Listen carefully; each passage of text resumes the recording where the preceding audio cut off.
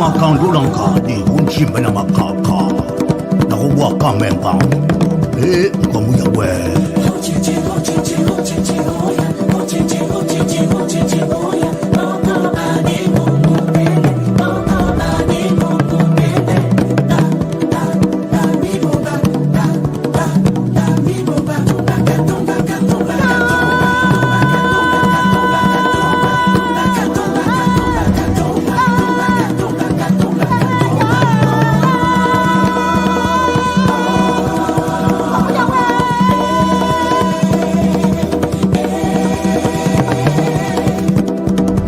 Peki mana kumbe mukulia mukimba Gela hunde kyankempe Mata dibumba mukemba nkwe Kumabuga kambumba nya mutangai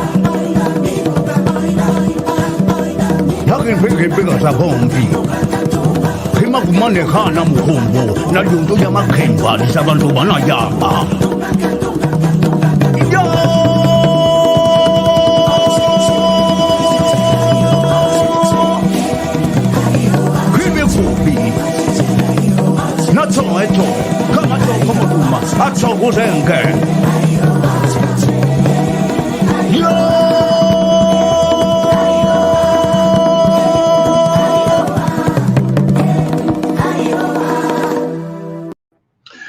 Amis chers téléspectateurs, bonsoir, bienvenue sur votre chaîne panafricaine AK TV Radio. Comme d'habitude, tous les jeudis et samedis, nous recevons ici les acteurs culturels, politiques et les entrepreneurs. Ce soir, comme prévu, nous serons là avec Monsieur Roch Anissé Bongo Ondimba, l'un des fils de fait président Omar Bongo Ondimba du Gabon. Voilà, donc installez-vous tout de suite avant d'introduire notre invité. On va aller sur notre générique. C'est parti.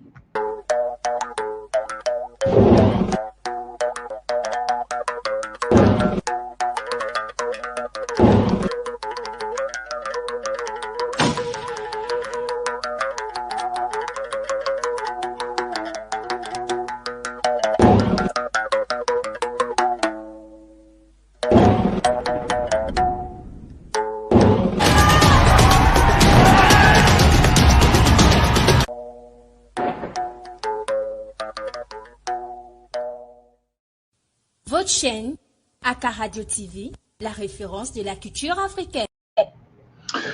Si c'est la première fois que vous connectez sur cette chaîne, sachez que vous êtes sur AK TV Radio, une chaîne panafricaine basée aux États-Unis. Ce soir, nous avons 4 points que nous allons évoquer. La présentation de l'homme, les études et formations, et l'homme de médias écrivain et l'homme entrepreneur et culture. Tout de suite, avant de le faire entrer, il va parler aussi de la vision pour l'Afrique, sa vision qu'il a pour l'Afrique qui s'enflamme un peu partout. Tout de suite, on fait rentrer notre invité. Monsieur Bongo Ondimba, bonsoir. Bonsoir à vous, bonsoir à tout le monde.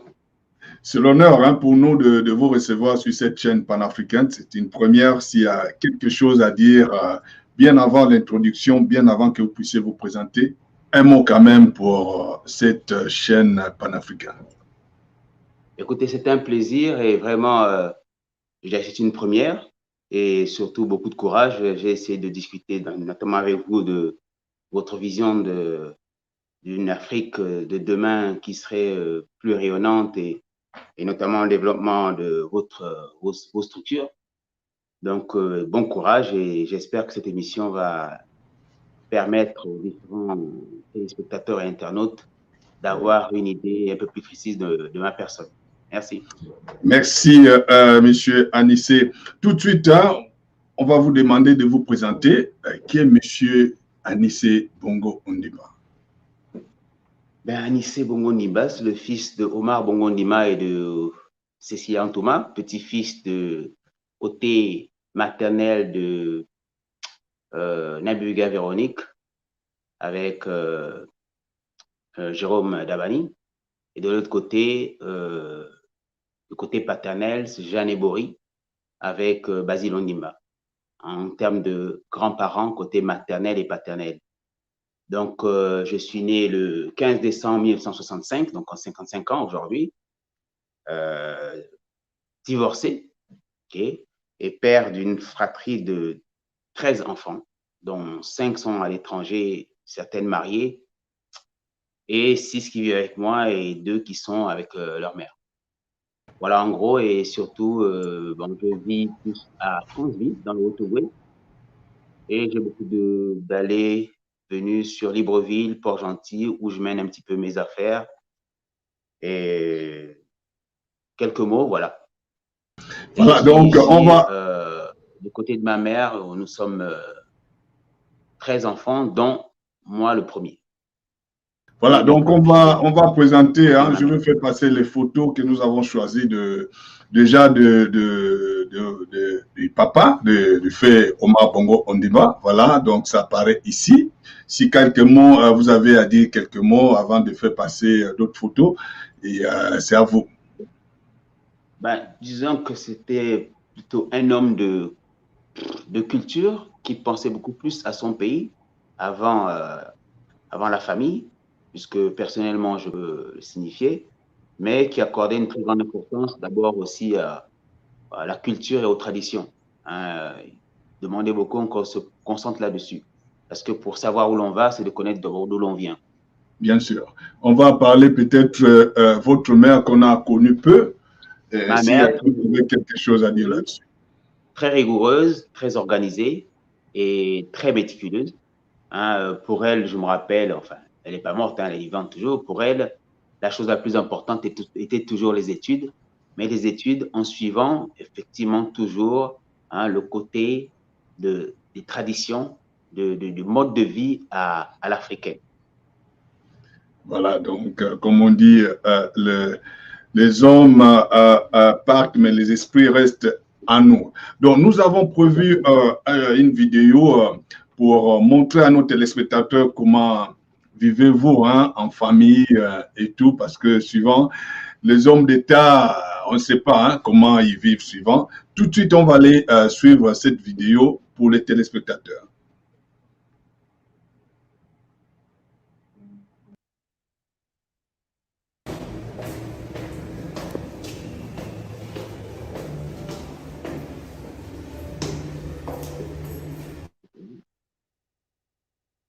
On va essayer de commenter la vidéo. Ici, vous êtes... Oui, là, en fait, je rentre, j'arrive à la radio, parce que j'ai une Radio Ubuntu, qui est une radio culturelle, radio-télévision. Et donc, j'arrive, là, j'ai vu juste la directrice et salué. On avait une réunion, donc j'ai demandé d'apporter rapidement ce qu'il y avait à signer pour pouvoir me libérer et puis rapidement passer à cette réunion-là. Là, je suis dans le bureau. C'est un tout petit bureau qui concerne la radio et la télévision. Effectivement, donc voilà un petit peu. Alors, cette directrice de la radio, c'est une jeune fille qui est partie de très bas au niveau de l'échelon de la structure, qui est aujourd'hui la directrice de la radio, qui est d'abord a fêté ses 13 ans. Et surtout, elle est très concentrée sur la mise en valeur de la culture au travers de cette radio, ce qui est l'orientation principale, quoi. Et bon, je pense que là, elle va juste faire un point avec la technique. C'est l'endroit où je me sens carrément bien, à part mon bureau, parce que le bureau c'est administratif, et ici c'est carrément l'univers, la magie qu'on opère. Donc ici vous vous sentez dans votre élément? Oui, là c'est carrément mon élément. Parce qu'après, avant d'être, comment dire, directrice, je suis d'abord animatrice à la base. D'accord. C'est ici, on opère toute la magie pour le retour dans les quartiers. D'accord. Ça veut dire que vous valorisez la culture bantou africaine, c'est ça? Voilà, c'est le but de la radio, promotion de la culture bantou, particulièrement celle du Gabon, mais on touche aussi la culture d'ailleurs pour permettre aussi aux jeunes Gabonais de connaître la culture africaine. D'accord. Donc présentement, nous avons en fond sonore une musique donc du terroir, c'est cela? Oui, oui. Et c'est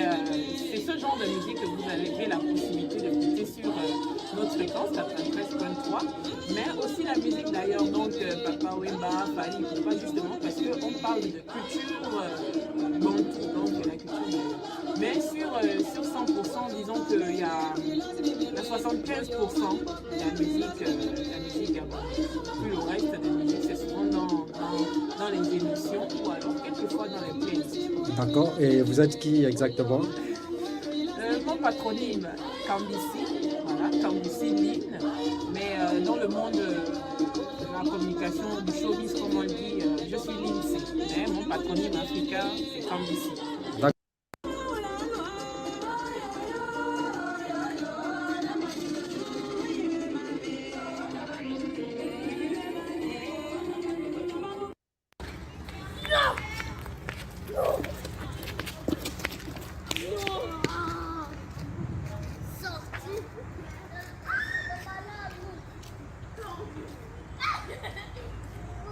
Là, vous êtes chez vous, vous rentrez chez vous à domicile. Oui, les journalistes m'attendaient, donc ils ont profité pour shooter quelques images des enfants avant que je n'arrive, effectivement, et puis pour essayer de voir comment ça se passe quand j'arrive souvent à la maison, les enfants qui sont contents. Donc c'était une petite réunion mise au point de la journée, qu'est-ce qui s'est passé, qu'est-ce qu'ils ont fait, avant de repartir dans les occupations locales de la maison, quoi. Donc voilà On va les comment on suivre. appelle, effectivement. Ok. Hein, ce sont les 6 enfants qui sont avec nous. Il y a 3 filles, 3 garçons. La plus grande a 12 ans et le plus petit a 6 ans. Voilà. Ok. Bon. On va essayer de suivre un peu la vie familiale, hein? Oui, de toute La vie des façon, papas. voilà, automatiquement, de toute façon, c'est un petit réunion pour savoir ce qui s'est passé. Vous savez, derrière, pour vous laisser les enfants à la maison, au retour, pour un petit peu savoir ce qui s'est passé, les relations avec les tantes, les nounous, les employés qui sont autour, les domestiques, hein, pour toujours s'informer. Souvent, on peut passer à côté des choses si on ne fait pas ce genre de petite réunion, quoi. Donc voilà, quand j'arrive, il y a une petite réunion, ça prend 5-10 minutes, chacun parle un petit peu, puis voilà, avant de se libérer. On va essayer d'écouter alors. Ok. Sinon, on a joué au foot. Qui a fait du vélo aujourd'hui? Moi, Ah bon? un peu. Mais j'ai pas beaucoup pédalé. Si, il a beaucoup pédalé. Moi. Tu as beaucoup pédalé. Il a tous les jours. Mais c'est bien, ça va le faire maigrir. Donc, toi, tu as fait quoi? Oui? Hein? Moi, je suivais un film. Tu as acheté un vélo? Et papa, dans le Roblox, le jour où je t'ai demandé au téléphone pour pouvoir jouer, on a rencontré Anissette dans un jeu connectable.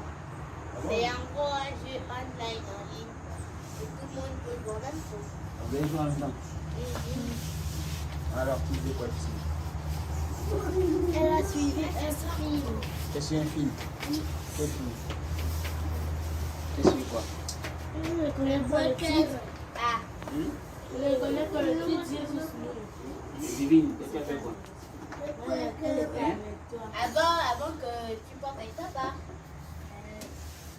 C'est chaud. Ah, toniqué? Ok. Ok. Allez, on va. Ouais. Allez, tout le monde. On les met la bouche.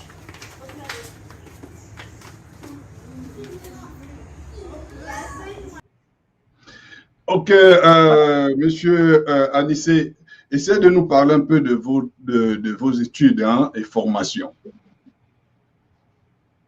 Bon, vous savez, aujourd'hui, je n'accorde pas vraiment beaucoup d'importance aux études parce que je me suis rendu compte que la formation est beaucoup plus intéressante et plus importante sur le terrain. Sinon, bon, j'ai fait des études comme un petit peu tout le monde, le cursus que les Occidentaux nous imposent. J'ai passé un bac D au lycée Léon-Bas. Hein, après, j'ai été en France, à Bordeaux. On va commenter également vos diplômes, hein? Oui. Bon, évidemment, j'ai passé un bac D au lycée Léon-Bas. Puis après, je suis allé à Bordeaux, où j'ai fait 2 ans pour faire un BTS, donc un BTS en informatique de gestion à Bordeaux. Puis je suis allé sur Paris, où j'ai fait un ingénieur en affaires informatiques. Puis Londres, ouais, là vous êtes à Londres déjà. où j'ai fait une maîtrise en administration générale d'entreprise, notamment option entreprise internationale. Et après, j'ai fait plusieurs formations, notamment en Israël, hein, sur tout ce qui est guerre technologique, sur tout ce qui est gestion optimale de l'environnement. Je suis allé aussi dans une filiale de... Ah ouais, ça, c'est une formation qui concernait la bonne gouvernance pour les États d'Afrique centrale. Puis je suis allé donc aussi dans, comme je disais, une filiale de la NASA qui s'appelle GTI, avec sous la houlette de Cheikh Modibo Diarra, pour faire tout ce qui est télédétection environnementale. Hein. Là, c'est Israël encore. Alors, c'était pour tout ce qui est, je crois, gestion, tout ce qui est gestion et recyclage de déchets ferreux et non ferreux. Bon, et puis il y a plusieurs formations à gauche, à droite sur le terrain, notamment, comme je vous disais, ça c'est GTI, filiale de la NASA. Hein. Bon, voilà un petit peu. Sinon, derrière, beaucoup de formations sur le terrain avec le contact humain et de spécialisation en développement personnel surtout, hein, qui a été, enfin, qui est toujours une de mes premières passions. Mais, Monsieur Anissé, vous êtes un homme à multifacade. Hein? Vous êtes, on va parler écrivain, vous êtes en même temps, vous faites dans beaucoup de choses. Vous avez publié même des livres, vous avez le journal, c'est qu'on va suivre en images tout de suite et on va essayer de commenter également ensemble. OK. Alors, ce sont les livres. Effectivement, j'ai écrit plusieurs livres. Hein. Il y en a une quarantaine. Donc, publié environ une vingtaine. Hein. Ça va de là, par exemple, ça, je raconte un petit peu toute l'année scolaire du bac avec 4 amis, hein, avec qui on se fait appeler les tipeurs. Donc, j'ai un petit peu raconté cette année-là pour permettre aux jeunes qui passent le bac de suivre ce que c'est. J'ai écrit sur mon père, comment il était, sur ma mère, hein, ma maman. Mon Edith, hein, évidemment, tout ce qu'elle a eu apport comme influence sur moi. Ça, c'est des thèmes de réflexion sur, je dirais, tout ce qui est vision, orientation positive, comment débattre sur des thèmes bien spécifiques. Il y en a 12, je faisais un par mois. C'est des conférences que je faisais. Ça, c'est sur la femme, évidemment. Qu'est-ce que la femme? Qu'est-ce que j'en pense? Comment la traiter? Comment elle réagit? Elles sont toujours pas évidentes à comprendre, mais il faut les comprendre aussi en même temps. Enfin, beaucoup de livres sur la gestion de la famille. Ça, c'est sur le guide pratique de la gestion d'entreprise, c'est-à-dire le concret, le directement, techniquement, ce qu'il faut faire et non pas la théorie sur la philosophie ou les théories économiques. Ça, c'est pour aider tous ceux qui sont en BTS. Là, c'est tout ce qui est en management, tout ce qui est arbre généalogique de la famille, côté maternel, les clans. Hein. Il y a beaucoup de livres, effectivement. Et surtout, je parlerai plutôt du magazine économique. Ah, c'est Ubuntu existentiel, qui est une méthode de réappropriation de sa culture, parce que beaucoup de jeunes veulent se réapproprier la culture, mais ils ne savent pas comment faire, notamment les jeunes qui sont en ville. C'est une technique qui va vous permettre de vous réapproprier votre culture, hein, de façon autonome, sans pour autant avoir besoin des parents, parce que la culture se vit là où elle est. Là, c'est un livre sur le golf, hein, comment bien jouer au golf, évidemment. Et puis, ainsi de suite. Ça, c'est sur la langue, Teke, comment parler le Teke en un mois, hein, très facilement. Hein, quelques règles à connaître. C'est une langue bantou, donc facile à traduire, à transcrire. Mes mots de vie, c'est ce que je pense de certains thèmes de la vie. Par exemple, qu'est-ce que ça signifie l'amour? Qu'est-ce qu'est l'amour? C'est quoi l'amitié? C'est quoi la collaboration? Etc., etc. Alors ça, c'est sur le mariage, entre guillemets. Hein. Beaucoup parlent de mariage sans savoir ce que c'est. Hein. Pour s'unir, il faut savoir quel type de couple nous sommes. Et après, vous trouverez le type d'union qu'il vous faut, avant de parler de mariage tout simplement. Évidemment, c'est de l'organisation professionnelle. Hein. Je vais permettre aux jeunes de s'organiser, notamment ceux qui n'ont pas fait d'études, hein, pour pouvoir rapidement se prendre en main, comment monter un projet, comment gérer une entreprise, sans pour autant avoir fait de grandes études, juste savoir lire et écrire. Et très vite, on peut être aussi performant que celui qui a fait sa maîtrise en gestion d'entreprise. Alors là, vous avez organisation familiale. Alors, évidemment, là, on est dans... Alors ça, c'est un livre spécial. C'est le tout premier qui s'appelle Rakaluba. C'est du Kama Sutra Bantou. Okay? Hein, c'est un livre d'éducation sexuelle qui prend en compte la première rencontre entre un homme et une femme. Quelles sont les approches qu'il faut avoir avant de se retrouver, évidemment, dans l'acte sexuel. Il y a plusieurs étapes que les jeunes devraient prendre en compte plutôt que de se fier uniquement aux sentiments. Hein, et dedans, j'explique un petit peu tout aussi, hein, que dans nos traditions, la pédérastie, la pédophilie, tout ça a été pris en compte effectivement. Là, c'est les coups de gueule que je mets dans le journal qui vient de sortir sur le décès de notre dernier papa, côté paternel, un papa en joie que tout le monde connaît. Je suis pas très content de ce qui s'était passé, donc dans mon journal, dans le magazine, j'ai mis un piquet de crise. Et ce que je peux dire, c'est que de toute façon, en famille, c'est les idées que l'on confronte. Là, ce tout dernier livre sur la grandeur des peuples Téké, Batéké, qui sont dans 5 pays, notamment le Centrafrique, le Togo, enfin, le Centrafrique, le Congo, les deux Congos, le Gabon, le Tchad et la Guinée équatoriale. Nous allons continuer en image. Hein. Les questions vont arriver parce que nous avons beaucoup d'intervenants, je vois déjà sur mon écran. Et on préfère épuiser d'abord ce que nous avons prévu et vous allez répondre aux questions qui vont arriver. Voilà, donc on va continuer en image vos collections et ce que vous donnez en Afrique.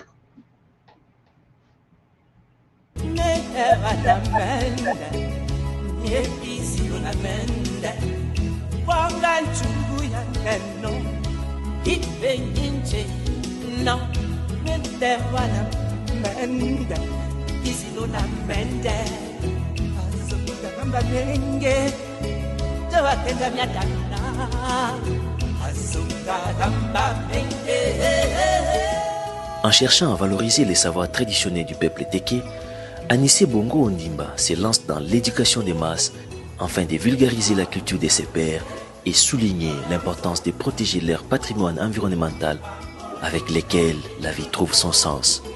Il faut s'appuyer sur sa culture. Parce que s'il y a une guerre qui ira à la fin de l'humanité, c'est la guerre des cultures. Et sur ce plan-là, je pense que les Africains sont très outillés, mais on n'a pas encore pris conscience de cela. On fait beaucoup de mimétisme à vouloir copier ce qui vient de l'Occident ou des États-Unis. Aujourd'hui, je pense qu'il est temps, on a assez consommé durant des siècles où les...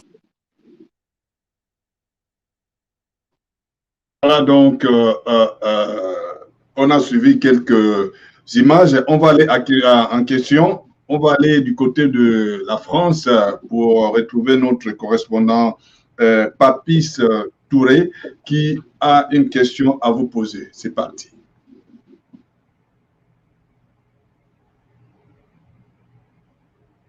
Papis Touré. Papis Touré. Voilà, donc on va reprendre avec Papis Touré tout à l'heure. Le temps pour nous d'aller certainement au Gabon retrouver notre correspondant Eric Mboutou qui salue d'abord tout le monde. Voilà son message. Salutations à l'ensemble de nos téléspectateurs et internautes câblés sur AK TV Radio dans le cadre de l'émission Africulture animée par Papi Dep depuis les États-Unis. Aussi, j'adresse mes salutations à notre invité, M. Roch Anissé Bongo Ondimba, qui nous fait donc l'honneur de répondre à toutes les questions que se pose donc l'opinion nationale et internationale. Ma première question va dans l'ordre familial. Alors, M. Bongo Ondimba, on sait que l'actuel président du Gabon, Ali Bongo Ondimba, est votre frère aîné. Dites-nous aujourd'hui, quel type de relation entretenez-vous avec lui quand on sait que vos idées sont toutefois divergentes? Je suis Eric Mboutou, correspondant AKTV Radio depuis Libreville au Gabon.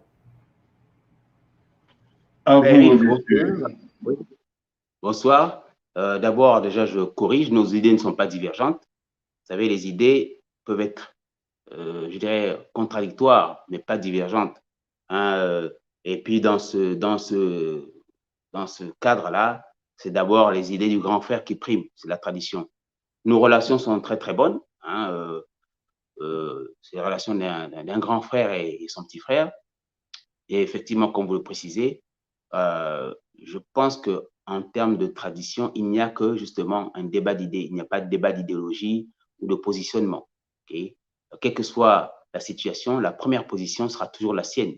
Et même si j'ai une autre position, ça ne se fera qu'en interne. Okay? Et s'il s'est trompé, il reviendra en interne pour me dire que voilà, il s'était trompé. Mais il n'est pas question que dans la tradition africaine, que l'on montre la défaillance d'un grand frère, d'un père ou d'un aîné ou d'un plus grand que soi. Et donc, on reste vraiment dans cette tradition-là, personnellement, en ce qui me concerne. Donc, nos relations sont très, très fraternelles, ne souffrent d'aucune ambiguïté. Okay? La contradiction est une contradiction universelle. Les idées ne sont pas forcément les mêmes parce que nous sommes des êtres totalement différents. Sa façon de voir les choses n'est pas forcément la mienne. Et d'ailleurs, ce serait même ridicule, ce serait mensonger de dire que tout ce qu'il pense, c'est ce que je pense. Okay? Et ce n'est pas le fait qu'il soit président de la République qui fera que ça change quelque chose. Et même vous-même, Eric, dans votre petite famille, je suis sûr que votre grand frère ou petit frère ne pense pas forcément comme vous. Parce que c'est je dirais même la diversité, c'est même le fait de l'individu. Voilà ce que je peux vous dire. Et merci pour la question. Ok, on va aller du côté de la France. Papis Touré est prêt. Bonjour à tous les téléspectateurs et téléspectatrices de ACA TV Radio. Bonjour également à notre invité d'honneur, son Excellence, Monsieur Roch Anissé Bongo Ondimba. Bonjour également à notre incontournable animateur, Monsieur Papidep. Monsieur Bongo, ma question est celle-ci. Après l'obtention de votre baccalauréat en série D, vous vous envolez pour l'Occident pour y poursuivre vos études universitaires. Lesquelles études sont couronnées par l'obtention de plusieurs diplômes? Relatez-nous ce périple élogieux de manière progressive, s'il vous plaît. Monsieur Bongo Roch Anissé. Papis Touré. Effectivement, après le bac, oui. Effectivement, après le bac, donc j'étais, comme je vous disais tout à l'heure, je suis allé sur Bordeaux, de Bordeaux-Paris, Paris-Londres, Londres des États-Unis, et puis Israël, et plusieurs formations à gauche à droite en Afrique du Sud, même que je n'ai pas cité tout à l'heure. Est-ce que je peux dire ce qu'il y a d'important ou de remarquable dans ce périple? C'est que j'ai été mis dans des conditions de travail similaires à un étudiant, parce que j'étais boursier. Et je peux vous dire que mon père, c'était très difficile quand on arrivait que la bourse n'était pas forcément là. Lui, il disait clairement, il faut te débrouiller comme les étudiants. Donc, contrairement à ce que l'on peut penser, c'est pas que ça a été un calvaire, mais ça a été aussi difficile que la plupart des étudiants ont eu à vivre leur formation à l'étranger. Et vous savez, coupé de ses parents à l'étranger, c'est pas toujours évident. Surtout que je me suis retrouvé souvent seul là où j'étais. Bordeaux, j'étais seul. Paris, je me suis retrouvé pratiquement seul. Londres, complètement seul. Les États-Unis, mais complètement. Israël, encore pire. Afrique du Sud, pareil. Mais c'est une bonne expérience parce qu'on apprend la vie. Ce que je disais tout à l'heure, les études, c'est une chose. Mais le plus important a été pour moi de regarder autour de moi ce qui se passait. Les relations que j'avais avec certaines personnes, parce que je faisais aussi en même temps les affaires, j'essayais de faire quelques affaires. Et vraiment, ma plus grande formation vient de ce qu'il y avait autour des formations académiques. Les formations académiques étaient, je dirais, pas monotones, mais répétitives. Parce que quand on atteint un certain niveau, dès qu'on passe la licence, la maîtrise, ce sont les mêmes choses que l'on revoit d'une manière différente, d'une forme différente. Et moi, je retiens vraiment toute la péripétie, toute l'expérience de vie que j'ai eue autour de tous ces pays et de tous ces peuples. Donc, vous avez la question à votre réponse. Nous avons beaucoup des intervenants, donc les questions des intervenants, nous allons prendre après. Monsieur Bongo, comment arrivez-vous à concilier toutes ces entreprises à votre vie et la vie familiale? Parce qu'on sait que la vie en tant que patron d'une entreprise ou en tant qu'entrepreneur et la famille? Comment vous arrivez à combiner toutes ces choses? Ben, vous savez, effectivement, beaucoup de gens se demandent comment je fais quand je dis que bon, il y a 32 entreprises que j'ai initiées, je suis membre de plusieurs associations, je fais de la collection de timbres, une très grande collection de timbres, collection de papillons de nuit, des sphinxidés, enfin beaucoup de choses à la fois. Vous savez, c'est d'abord une question, d'organisation. Et la première chose. Deuxième chose, c'est d'avoir des collaborateurs. Et au niveau de l'entrepreneuriat, pour vous le dire, en fait, moi, je suis passé par une stratégie israélienne qu'on parle de compagnonnage, qui est une forme d'incubation beaucoup plus encadrée et assistée. Je prends des jeunes qui ont un projet, je les aide à le mettre en place et après, ils se lancent. Et derrière, je les sers uniquement surtout de conseils. Mais ces entreprises-là restent dans un réseau que j'ai créé qui s'appelle la Obani Business Team, qui est un réseau où tous ces jeunes-là restent en contact avec moi. Et donc, partout où je passe, je les mets toujours en valeur. Et qu'on voit que je mets 32 entreprises en valeur, je ne gère pas 32 entreprises. Et moi, je suis beaucoup plus un homme de réflexion. Je suis beaucoup plus un stratège qu'un gestionnaire. Mais donc, c'est surtout, comme je vous dis, c'est une question d'organisation et d'équipe autour de soi. Hein, sinon, comment on ferait des gens qui sont beaucoup plus occupés que moi? Ok, merci. Bon, on va aller au Gabon prendre une personne que vous connaissez, qui vous connaissent aussi et qui a tenu à participer à cette émission. Vous posez une question parce que vous êtes bien coté, hein? On vous estime bien au niveau du Gabon. Donc, il y a beaucoup. Nous avons refusé même du monde parce que l'émission, nous avons un temps aussi. Allons-y au Gabon, écouter la question de M. Jimmy Laclasse. Bonsoir. Depuis Libreville au Gabon, je suis Jimmy. Une question pour M. Anissé Bongo Ondimba.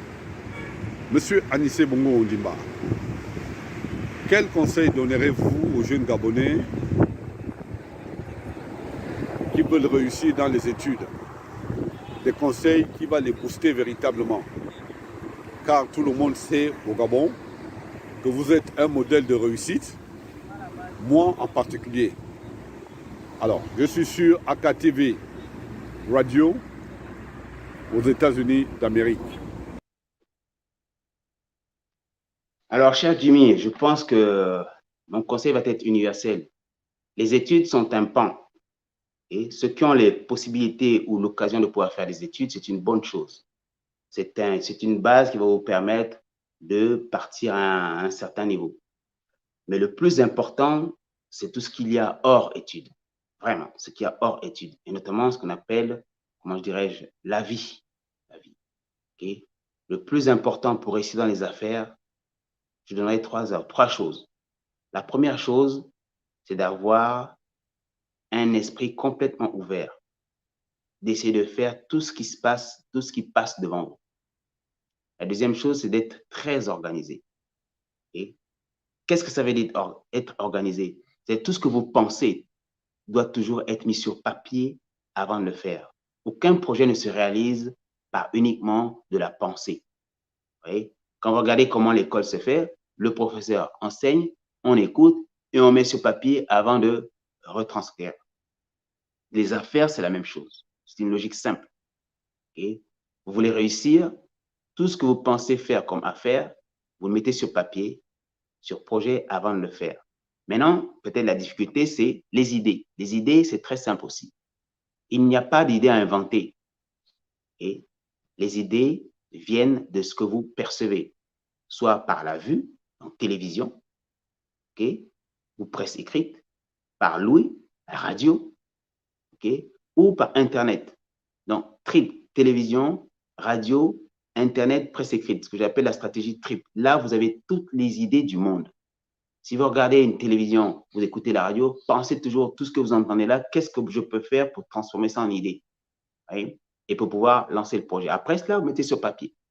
Donc, sur papier, évidemment, il y a toutes les techniques qu'on appelle l'étude de marché, l'étude de projet, le plan d'affaires, plan de financement. Mais tout ça, après, sont des techniques qui sont très, très faciles à trouver. Grâce à Internet aujourd'hui, vous pouvez trouver tout cela sur la plateforme. Je pense que c'est d'abord une question d'organisation le plus important pour réussir.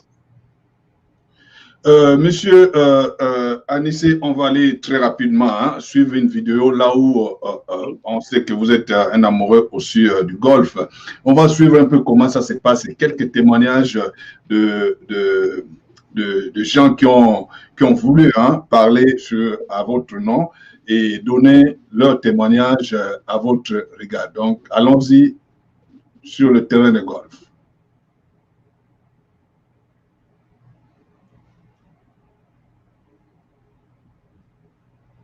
On va essayer de commenter ensemble parce que ce sont des images qu'on va essayer d'enlever le son. Et alors, effectivement, aujourd'hui, on a joué ce matin, il y avait une manifestation Beaufort qui faisait des dégustations et puis initiation au golf de leurs plus grands clients qui sont plusieurs directeurs d'entreprises qu'ils ont dans leur escarcelle. Et donc, personnellement, moi étant président du Golf Club de Franceville, dont le président d'honneur est mon grand frère, et en même temps président d'honneur des joueurs professionnels, je jouais aujourd'hui aussi. Donc, ces images-là montrent, par exemple, là, eux, ils sont en train d'initier les directeurs d'entreprises qui ne connaissent pas le golf, et notamment, ça c'est le président des professionnels qui passe là, Patrick Zirou, qui a dû apporter le concours. Là, ce sont les partenaires de jeu avec qui je joue. C'est un honorable, et puis le représentant de Comilog, un député et puis un représentant de Comilog avec qui je joue. C'est la partie qu'on a fait ce matin. Mais vous savez, le golf, c'est un sport vraiment qui vous permet de vous détendre, de vous évader et surtout qui vous montre un petit peu la vie. Parce qu'au golf, il n'y a pas d'abord d'arbitre. Okay? Donc, vous pouvez tricher si vous voulez, les autres s'en foutent. Mais dès que vous trichez, très vite, ça vous prend mentalement et puis vous vous mettez à mal jouer. Et donc, ça éduque les gens à comprendre que le fait de tricher vous met mal à l'aise et vous jouerez très mal. Donc, c'est une indication de la vie. Alors, voilà, c'est un petit peu en gros ce matin qu'on a joué. Et c'est 18 trous. Le but, c'est d'amener une balle toute petite vers le trou avec un nombre de coups prédéfini. Et on calcule ce que tu as fait, plus ou moins de coups, et c'est compté pour voir à la fin qui c'est qui a fait le moins de coups sera le gagnant.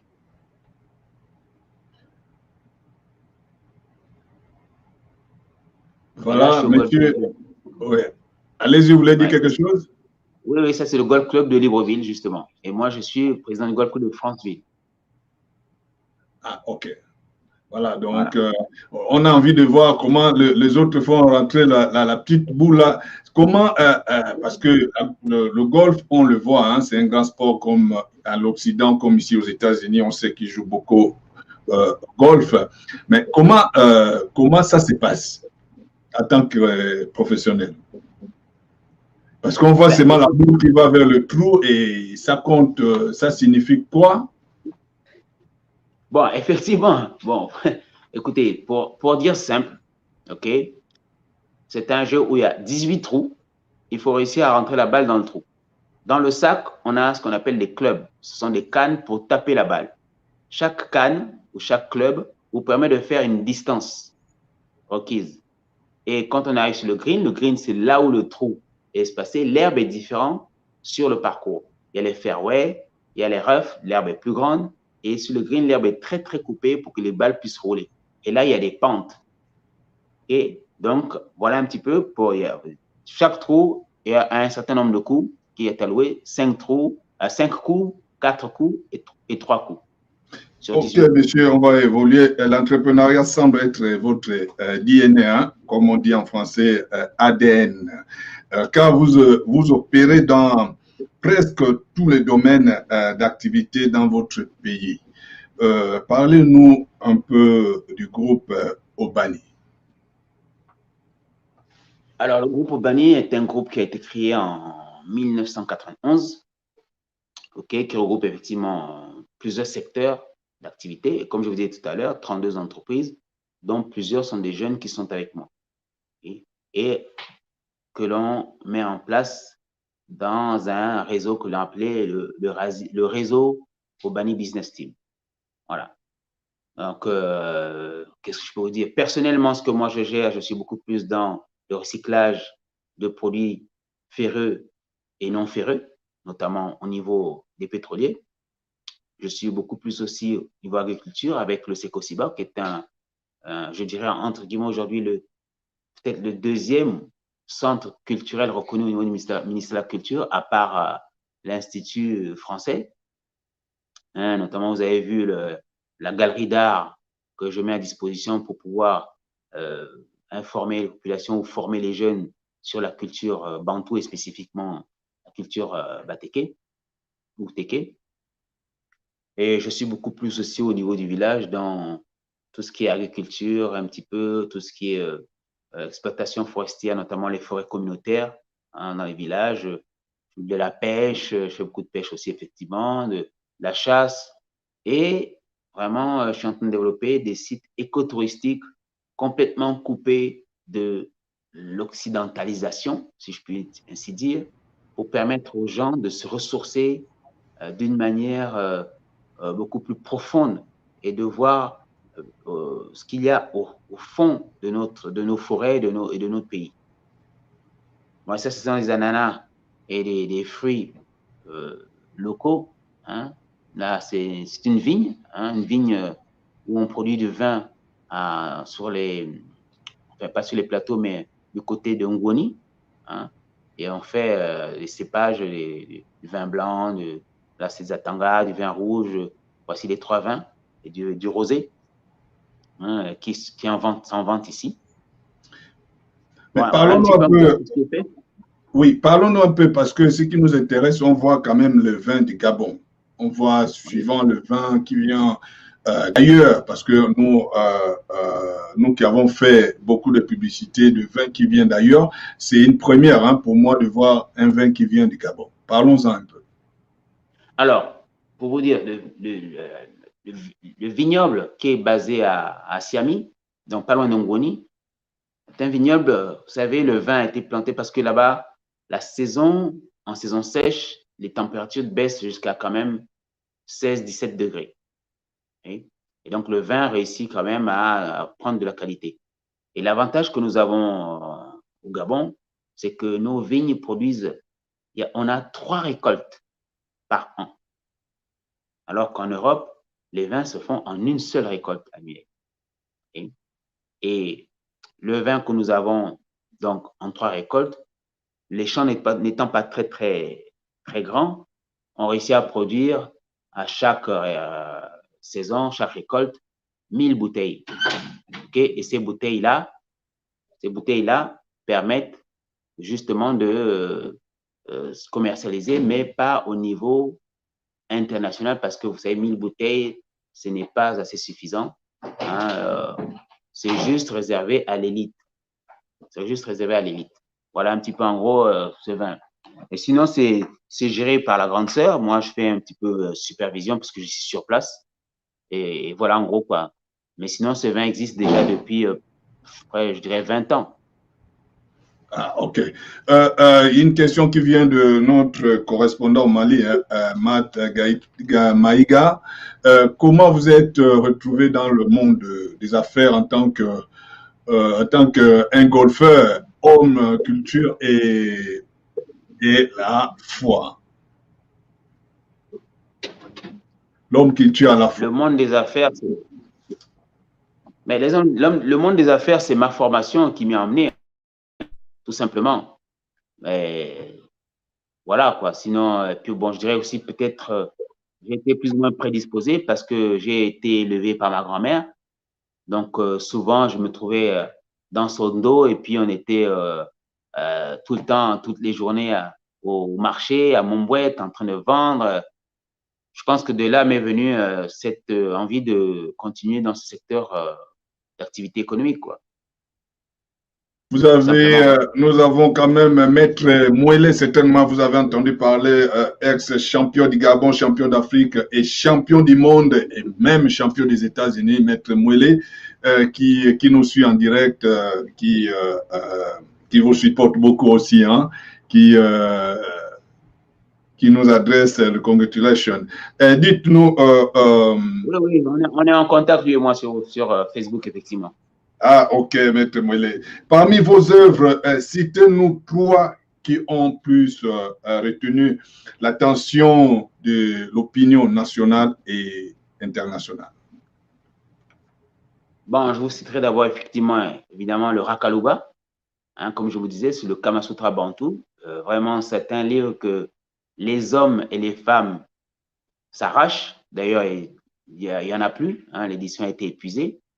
Le premier. Le deuxième, je dirais, c'est Ubuntu existentiel. OK? Puisque celui-là, j'ai quand même dû faire, j'ai fait à peu près 150 conférences autour des quartiers de Libreville et l'université avant de l'écrire. Donc, c'est un livre qui permet justement aux jeunes, pas seulement aux jeunes, mais à tout individu, quel qu'il soit, de pouvoir se réapproprier sa culture grâce à une technique, une démarche que j'ai appelée Ubuntu existentiel, qui consiste en 4 points. Très, très simple, je vous dis. Dans tout ce que vous faites, tout ce que vous dites, ou ce que vous pensez, vous regardez si ça existe dans votre culture ou pas. Si ça n'existe pas, vous regardez ce qu'il y a de similaire, vous prenez ce qui est similaire. S'il n'y a rien de similaire, vous voyez si vous pouvez vous l'approprier. 3e étape. Si vous ne pouvez pas vous l'approprier, 4e étape, ça veut dire que ce n'est pas la peine d'essayer de le prendre. Donc, c'est cette technique-là que j'ai mise en place, hein, que ce livre est sollicité. Et le dernier, je pourrais dire, mais qui vient de paraître, c'est la grandeur et des peuples batékés. Hein, évidemment, ça montre toute la culture batéké, parce que les batékés, il faut savoir que c'est les 26 ethnies du Haut-Ogooué, à peu près. Et qu'il y en a d'autres qui se retrouvent aujourd'hui plus loin. Mais il y a beaucoup de questions qui arrivent. Hein. Il y en a qui disent, il y en a qui pensent, hein, comme je fais partie de ceux-là, c'est tellement quand on est fils du président, on ne travaille pas. En fait, quand on a besoin, on nous donne. Donc, il y a une facilité à votre niveau.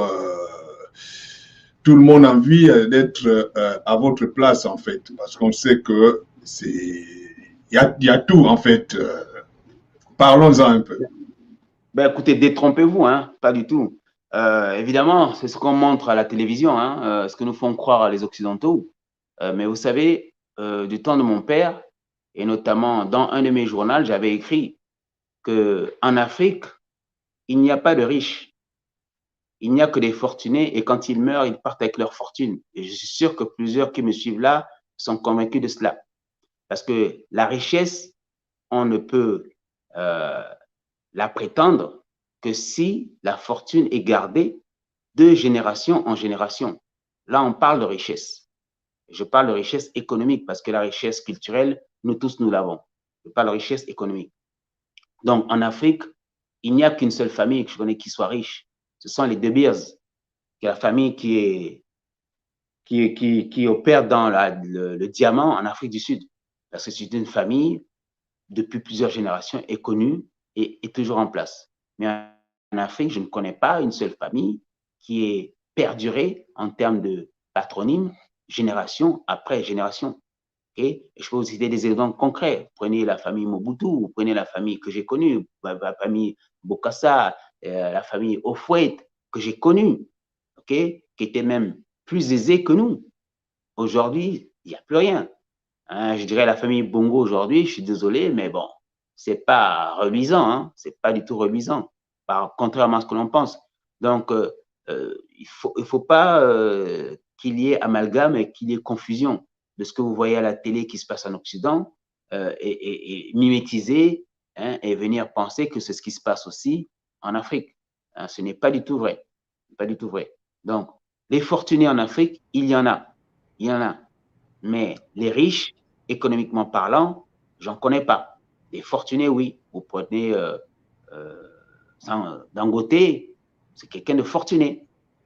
Voilà, donc il y a une question qui vient de Parfait Bernard Adaman. Voilà, cher aîné, le coronavirus vient une fois de plus montrer la fragilité de nos économies africaines. Quelles solutions africaines, mais surtout gabonaises, que vous nous proposez? Voilà. Ben, effectivement, le corona a été quelque chose de très marquant pour moi. Bon, j'ai sorti un manuel, un petit livre qui est distribué gratuitement aujourd'hui sur Libreville. Ce que je peux dire que pour moi, très franchement, c'est une très grande farce, okay, internationale, et dont l'Afrique est la première à subir, okay, et subir de plein fouet sur le plan économique de cette farce. Parce qu'en termes de morts, c'est peanuts, comme on dit, c'est ridicule, c'est ridicule. Mais qu'à cela ne tienne, en ce qui me concerne, je pense que c'est l'occasion, ça a permis à certains pays, et notamment, j'espère bien, le Gabon, de se régénérer. C'est-à-dire que plusieurs sociétés qui avaient pignon sur eux, okay, si aujourd'hui ne se réadaptent pas, ne survivront pas. Et donc, c'est l'occasion de remettre tout à plat et de innover et de recommencer. Et pour cela, le jeune qui demandait quoi faire, moi, je pense qu'aujourd'hui, il faut revenir à nos traditions. La solidarité est très importante. Refaire les affaires, vous savez, on dit un adage qui dit en langue, un seul doigt ne lave pas le visage. Il faut vous regrouper par affinité, soit familiale, soit ethnique, il ne faut pas avoir peur, soit de langage, de langue. Parce qu'il est très important d'être en communauté, d'avoir la même vision culturelle, d'avoir les mêmes atouts ou les mêmes habitudes traditionnelles, les mêmes attitudes et comportements et agissements pour pouvoir faire les affaires ensemble, okay, et relancer cette partie économique.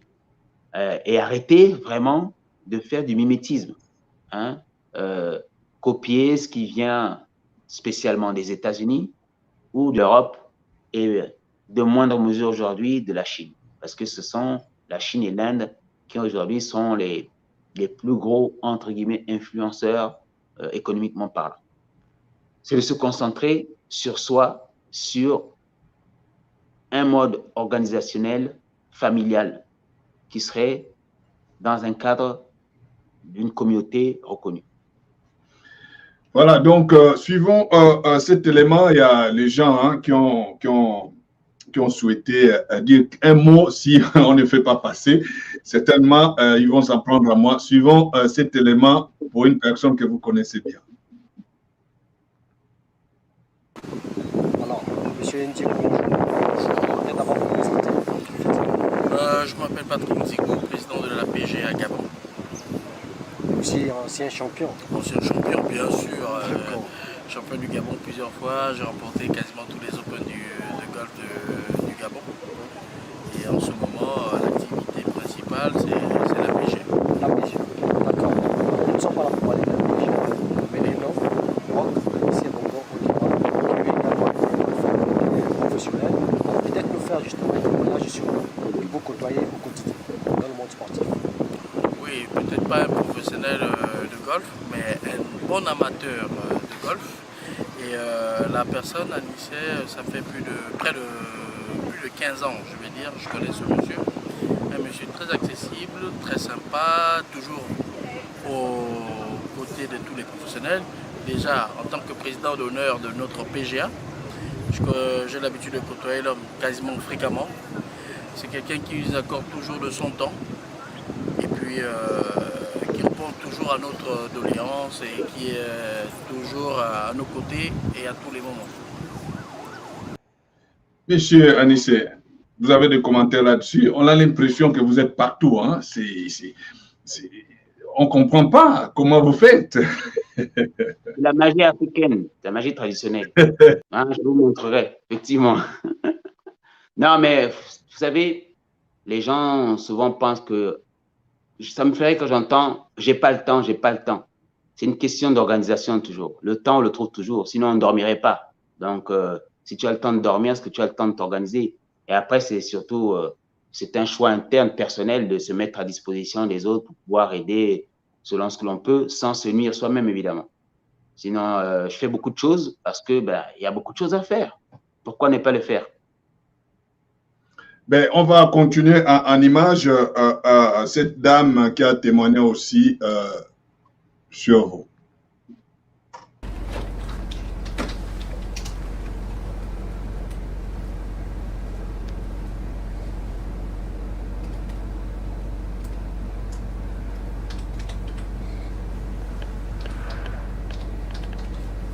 C'est bon? Oui. Madame, bonjour. Bonjour. Alors, peut-être vous présenter d'abord aux téléspectateurs de Aka TV Radio. Je me prénomme Odette Avor, la secrétaire comptable du Golf Club de Libreville. D'accord. Alors, vous connaissez sûrement le golfeur Anissé Bongo Ondimba? Bien sûr, c'est un ancien membre de ce club et en plus, il est président du Golf Club de Franceville. C'est un monsieur que j'ai beaucoup côtoyé en tant que membre et non seulement en tant que grand frère.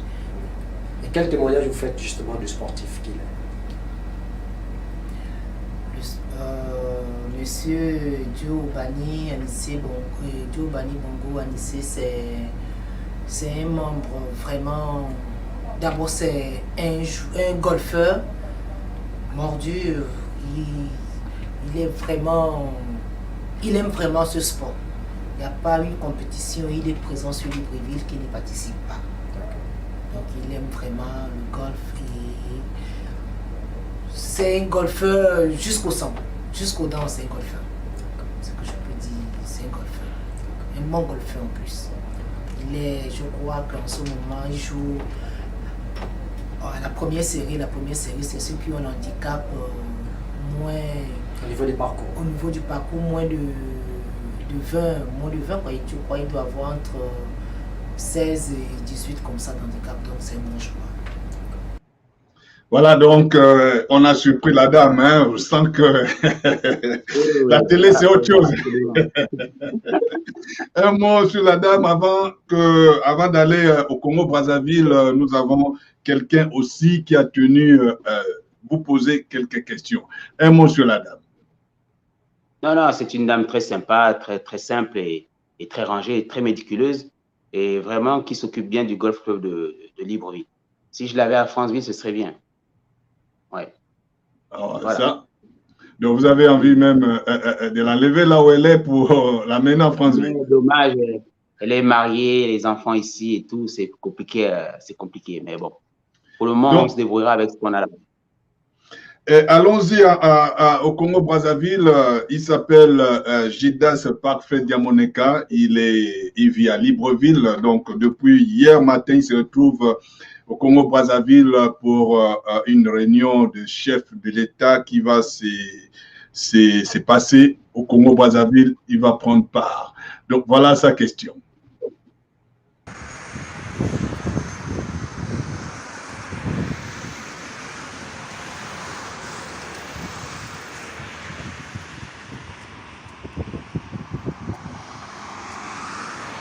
Bonjour tout le monde, c'est toujours un honneur d'être en contact avec vous. Merci beaucoup à Papi Dep. Je fais donc ce message depuis Brazzaville. Nous avons donc Kinshasa à ma gauche et donc Brazzaville ici. Ma question pour monsieur Anissé Bongo, c'est tout simplement de savoir qu'est devenu son ONG Gabon Environnement. Voilà, je travaille dans l'environnement et donc il était important pour moi de savoir qu'est devenu Gabon Environnement. Voilà, et je tiens donc à vous remercier d'avoir permis à ce qu'on pose des questions à l'occasion de cette émission. Merci beaucoup à Papi Dep. Nous espérons que l'émission Aka TV Radio va prendre de l'ampleur et que nous allons avancer. Nous sommes quand même en période de Covid-19 et donc je terminerai par mettre donc mon masque et vous dire bye bye. Voilà. Oui, ben merci. Ben effectivement, Gabon Environnement, dont je suis le président, est une ONG de protection environnementale et de la nature.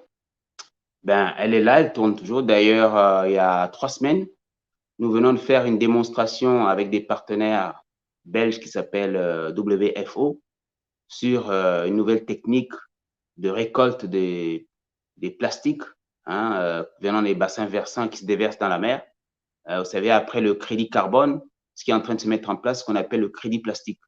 Donc, c'est ce qu'on a fait, démonstration au ministère de l'Environnement, accompagné par le groupe Castel, le Thomas Sobraga, pour leur montrer les différentes machines que nous avons et qui pourraient être mises en place dans tous les bassins versants. Alors, les bassins versants, pour les téléspectateurs ou les spectateurs, c'est toutes les rivières qui finissent dans la mer, des petites rivières qui finissent dans la mer, pour empêcher les déchets plastiques jetés par les populations dans les canaux qui se desservent dans la mer.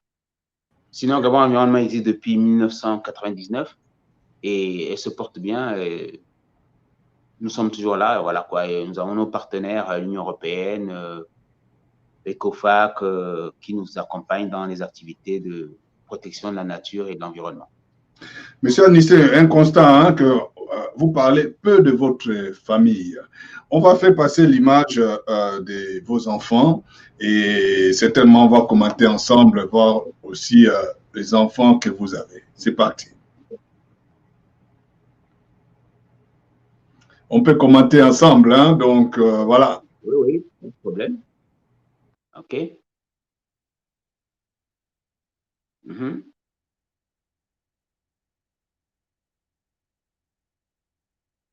Ah, les aléas du direct, où sont les images?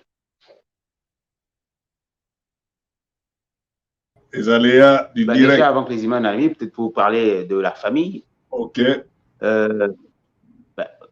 Personnellement, comme je vous disais, j'ai 13 enfants issus de 5 femmes.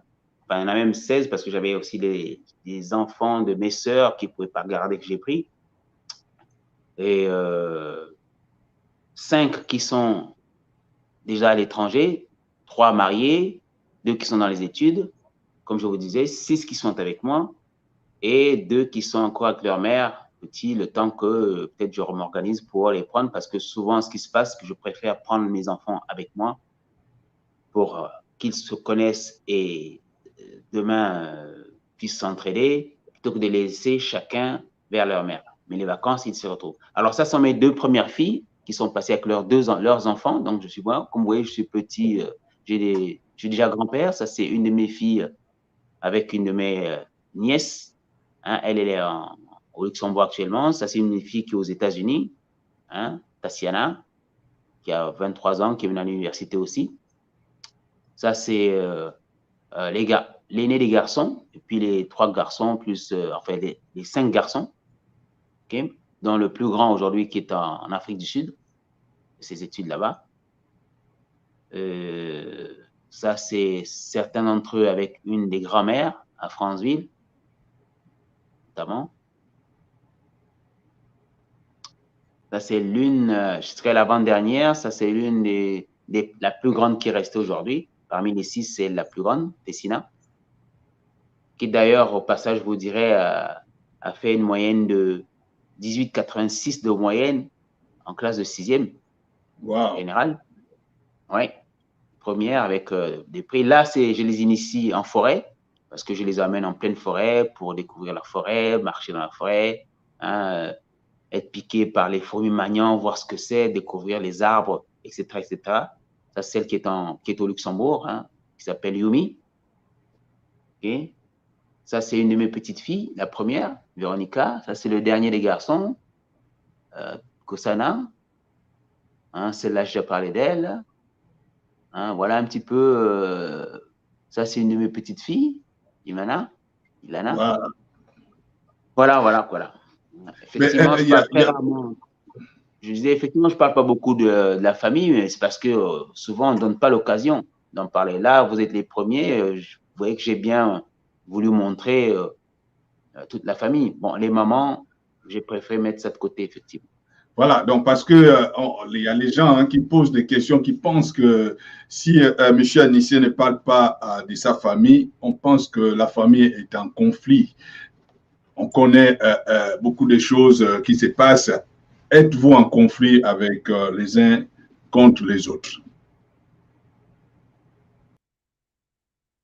Non, non, non, non.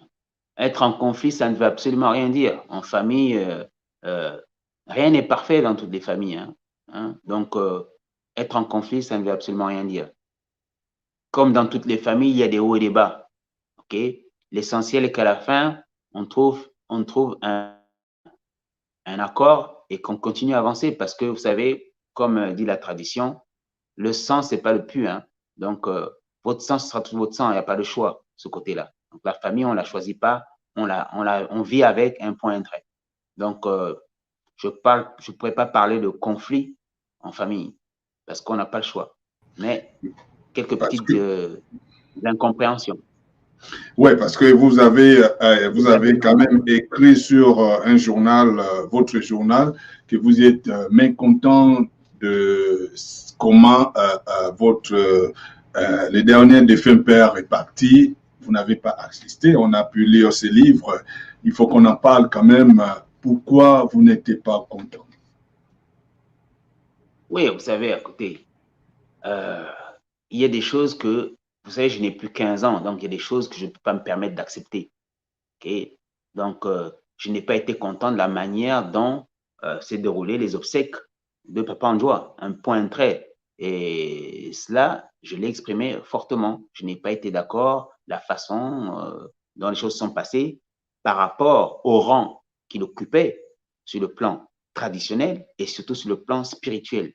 Moi-même étant un initié d'Indjobi, ça ne devrait pas se passer comme ça. Il y a des traditions. Vous savez, là, le 28, je vais aller assister aux obsèques du roi Teke, un Ngepio qui est mort il y a près d'un mois. Un dignitaire, on ne peut pas faire son enterrement dans les 2-3 jours qui suivent. Il y a un rituel qu'il faut et il y a la façon de le faire. Et ça n'a pas été respecté et c'est là où je pousse mon coup de gueule parce que cela n'a pas été respecté. Voilà un petit peu. Mais qu'à cela ne tienne, il y a, je dirais, ces frères restants qui ont pris des décisions de faire cela comme ça. Ben, on n'avait pas le choix, mais bon, personnellement, je l'ai exprimé fortement et durement auprès de qui il faut. Et d'ailleurs, je suis parti. De toute façon, c'est un coup de gueule, voilà, tout simplement. Voilà. Je vais faire passer une photo, si vous voulez commenter là-dessus. C'est à vous. Si vous ne voulez pas, on va passer à autre chose. Cette photo, quel souvenir? Ah, là, on est, je crois, c'est une photo qui a fait le buzz sur les réseaux. C'est pas moi qui l'ai diffusée. C'est un des neveux du grand André Baobam. Là, on est c'est en 86. Je venais juste de passer mon bac et j'étais en train de discuter avec eux de mes études, où est-ce que je voulais aller. Et comme je sais que le grand André avait fait le Canada, j'étais très, très intéressé. Donc, il m'expliquait vers où aller, il me parlait de l'université de Laval, etc., etc. Voilà, c'est tout. C'est quand même de vieux souvenirs. Et aujourd'hui, la jeunesse, on a l'impression, la jeunesse africaine est à l'imperdition. Tout le monde est branché dans les réseaux sociaux. Pour vous, s'il y a quelque chose à dire à cette jeunesse en fonction de notre culture, parce qu'on a l'impression qu'on s'éloigne de plus en plus vers notre culture. Qu'est-ce qu'on peut faire pour amener cette jeunesse-là vers la culture? Mais écoutez, vous savez, comme je vous disais, j'ai fait des tours, des conférences à gauche, à droite. Toute jeunesse ne s'éloigne pas de sa culture. Ils veulent leur culture. Sauf qu'il n'y a rien qui les pousse à y aller ou qui les attire vers leur culture. C'est pourquoi je vous disais, j'ai parlé de la démarche Ubuntu qui est une méthode. Maintenant, moi, ce que je préconise, c'est peut-être pas de ma génération ou des générations qui sont passées, qui va se passer, ce n'est que pour les générations futures. Il faut que nous prenions la même stratégie que les Occidentaux. Il nous faut avoir des écoles à nous où on enseigne dans nos langues et on enseigne la vie. Vous voyez? Il nous faut avoir aussi nos télévisions, comme vous faites là, qui diffusent et qui montrent notre culture, qui montre notre façon de faire, notre façon de voir les choses, notre façon de vivre, pour que les jeunes puissent s'en imprégner et avoir des référentiels, des idoles, ok, vers quoi ils voudraient se tourner ou ressembler. Parce que vous savez, un jeune, souvent, est captivé par ce qu'il voit. Mais s'il voit que, je sais pas moi, des films de guerre où on tue, où c'est le pistolet qu'on prend, il se tourne vers cela. Okay? Et aujourd'hui, le monde entier a déjà consommé toute la culture américaine, toute la culture occidentale, toute la culture chinoise qui est déjà consommée. Les films karaté aujourd'hui, on n'en voit plus rien de nouveau. Toute la culture japonaise, le kung-fu, tout ça, c'est déjà consommé. Qu'est-ce qui n'est pas consommé? La culture africaine, il n'y a encore rien.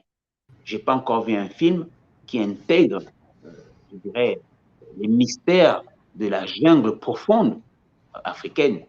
Okay? Donc, il est temps maintenant pour nous de venir et montrer ce genre de choses. Une telle émission, comme vous le faites là, je n'ai jamais vu. Hein? Pourtant, aujourd'hui, il est possible de le faire. On peut montrer beaucoup de choses sur les gens. Tous les préjugés qui sont sur moi aujourd'hui, peut-être seront cassés. Okay? Les gens vont voir autre chose de moi. Dans quel but? Dans le but de vraiment de casser ces préjugés comme quoi les dirigeants africains ne sont que des voleurs, les enfants d'Africains fortunés sont des feignants, ils ne foutent rien, notamment le nom Bongo, qui est comme si on n'a jamais fait des études. Il faut qu'on casse tout cela, parce que tout cela nous vient d'un mimétisme occidental qui nous entraîne dans des méandres où on ne va pas s'en sortir si on continue à suivre ça. Mais monsieur Anissé, il y a plus de demandes aussi. Vous savez, quand vous êtes au pouvoir, il y a plus de demandes de la population. La population trouve que vous qui êtes au sommet de l'État, vous ne donnez pas assez à cette population-là. Et on vous voit certainement aisé, mais il y a beaucoup qui ne savent pas que pour être là où vous êtes, vous avez travaillé. Aujourd'hui, qu'on voit que tout ce que vous faites, c'est pas certainement que vous avez pris au balai. Donc, qu'est-ce que vous pouvez dire à cette population-là qui pense que tout ce que vous avez, vous volez? Oui, ils peuvent dire ça, mais moi, je suis pas au sommet de l'État. Hein. On n'a qu'à regarder, je n'ai jamais occupé un poste où il y a le budget de l'État qu'on gère, hein, jamais. Et je dirais qu'aujourd'hui, mon père est décédé, ça fait 11 ans, 12 ans presque déjà aujourd'hui. C'est pas sa fortune que l'on voit partout, hein, on ne vit pas de ça. Donc, d'abord, vraiment, je ne suis pas au sommet de l'État. Okay? D'abord, vos collaborateurs pourront vous le dire, ils n'ont vu aucun garde à côté de moi. Je n'ai pas un agent de sécurité, je suis dans ma voiture seule, j'emmène mes enfants faire les courses à Montboued. Hein? C'est vrai qu'on me reconnaît souvent où je vais, okay? Mais ce n'est pas une affaire comment dirais-je, de sommet de l'État. Ouais. Non, ceux qui sont au sommet, ils sont au sommet. Moi aussi, je me plains d'eux. Hein. Okay? Si vous prenez mon livre, je me plains, j'ai un coup de gueule, je dis, je ne suis pas d'accord avec l'entourage du grand frère. C'est le sommet de l'État. L'entourage du grand frère, c'est qui? C'est le sommet de l'État. Je ne suis pas d'accord avec eux, parce que moi, je ne suis pas là-bas. Est-ce que le grand frère arrive à vous écouter aussi? Est-ce qu'il arrive à écouter aussi ce que la famille aussi donne comme conseil? Parce que c'est ça aussi, vous avez parlé de nos familles africaines.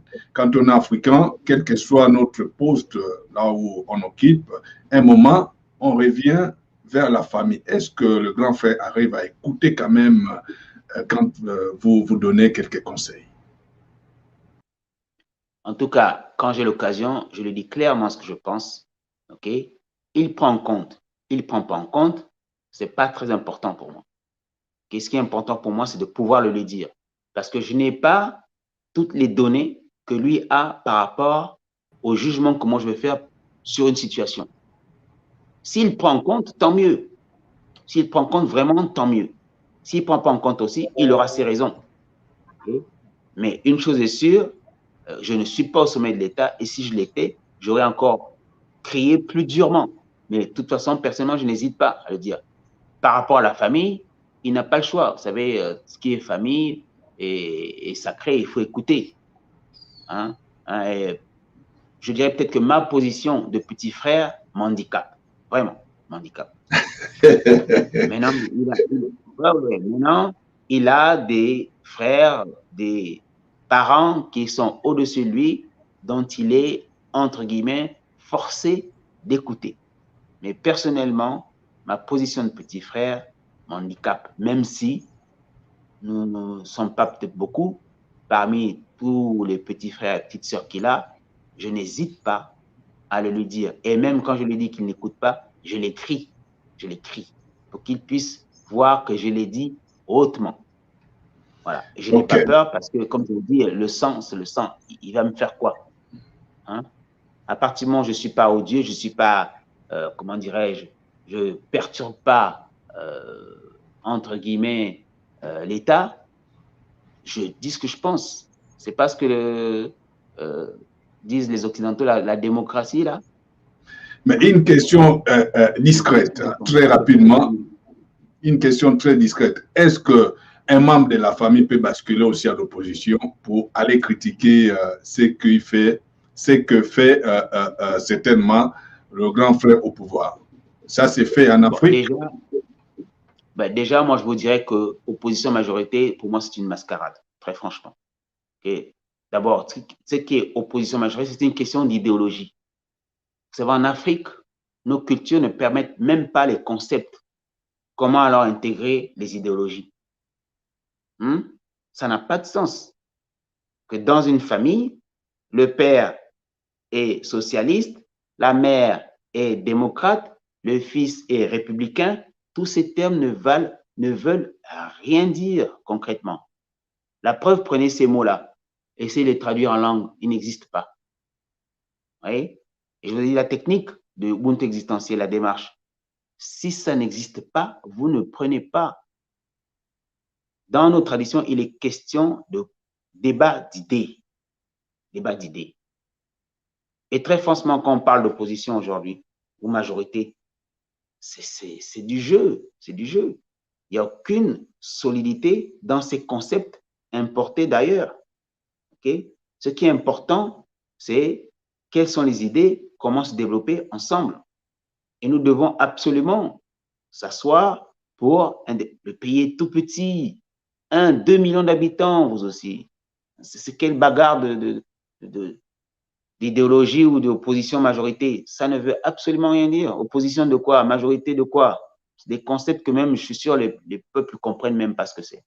Okay? Et tous les politiciens jouent le jeu. Voilà mon avis, très franchement.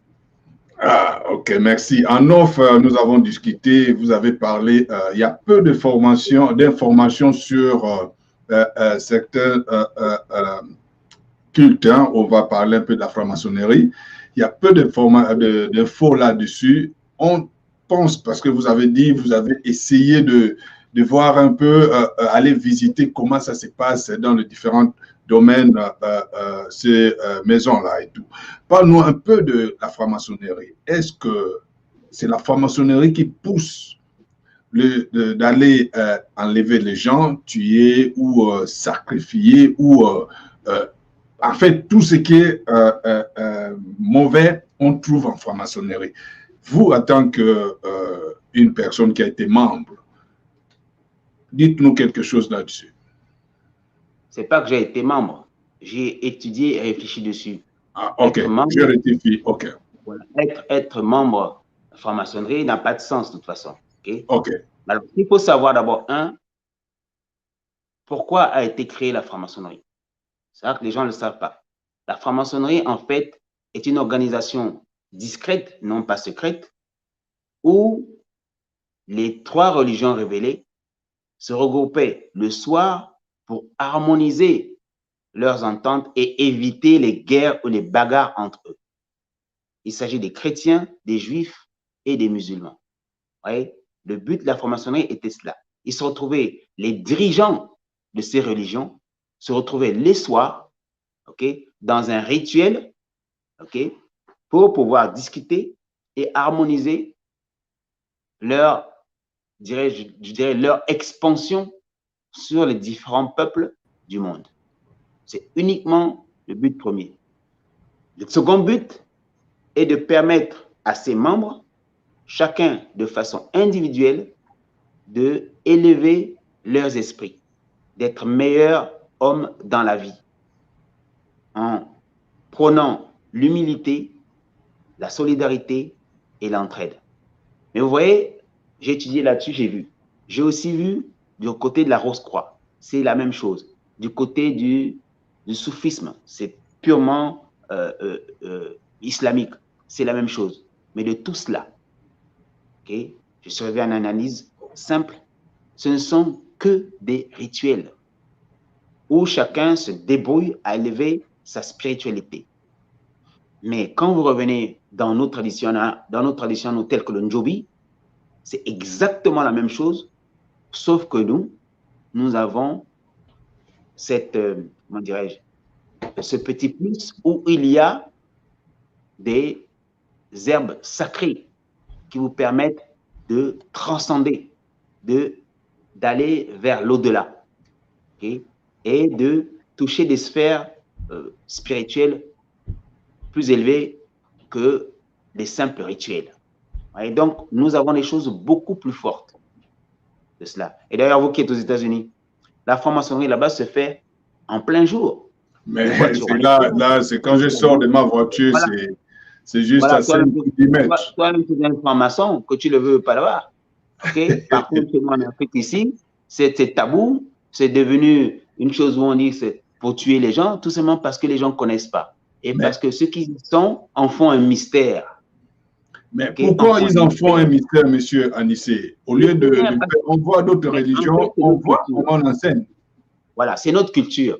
Vous savez que nous, en Afrique, tout ce qui se passe la nuit est supposé être mauvais et caché. Vous voyez? Et donc, le fait que les francs-maçons se réunissent toujours le soir, parce que la journée, ils travaillent. C'est ça la raison. Hein? La journée, ils travaillent. Et comme je vous ai expliqué, de façon ancestrale, c'était le lieu où on mettait les stratégies pour éviter que vous vous bagarrez le soir. S'il y a une manifestation chrétienne à tel endroit, il ne faut pas que des musulmans viennent au même endroit le même jour. Vous voyez? La coordination.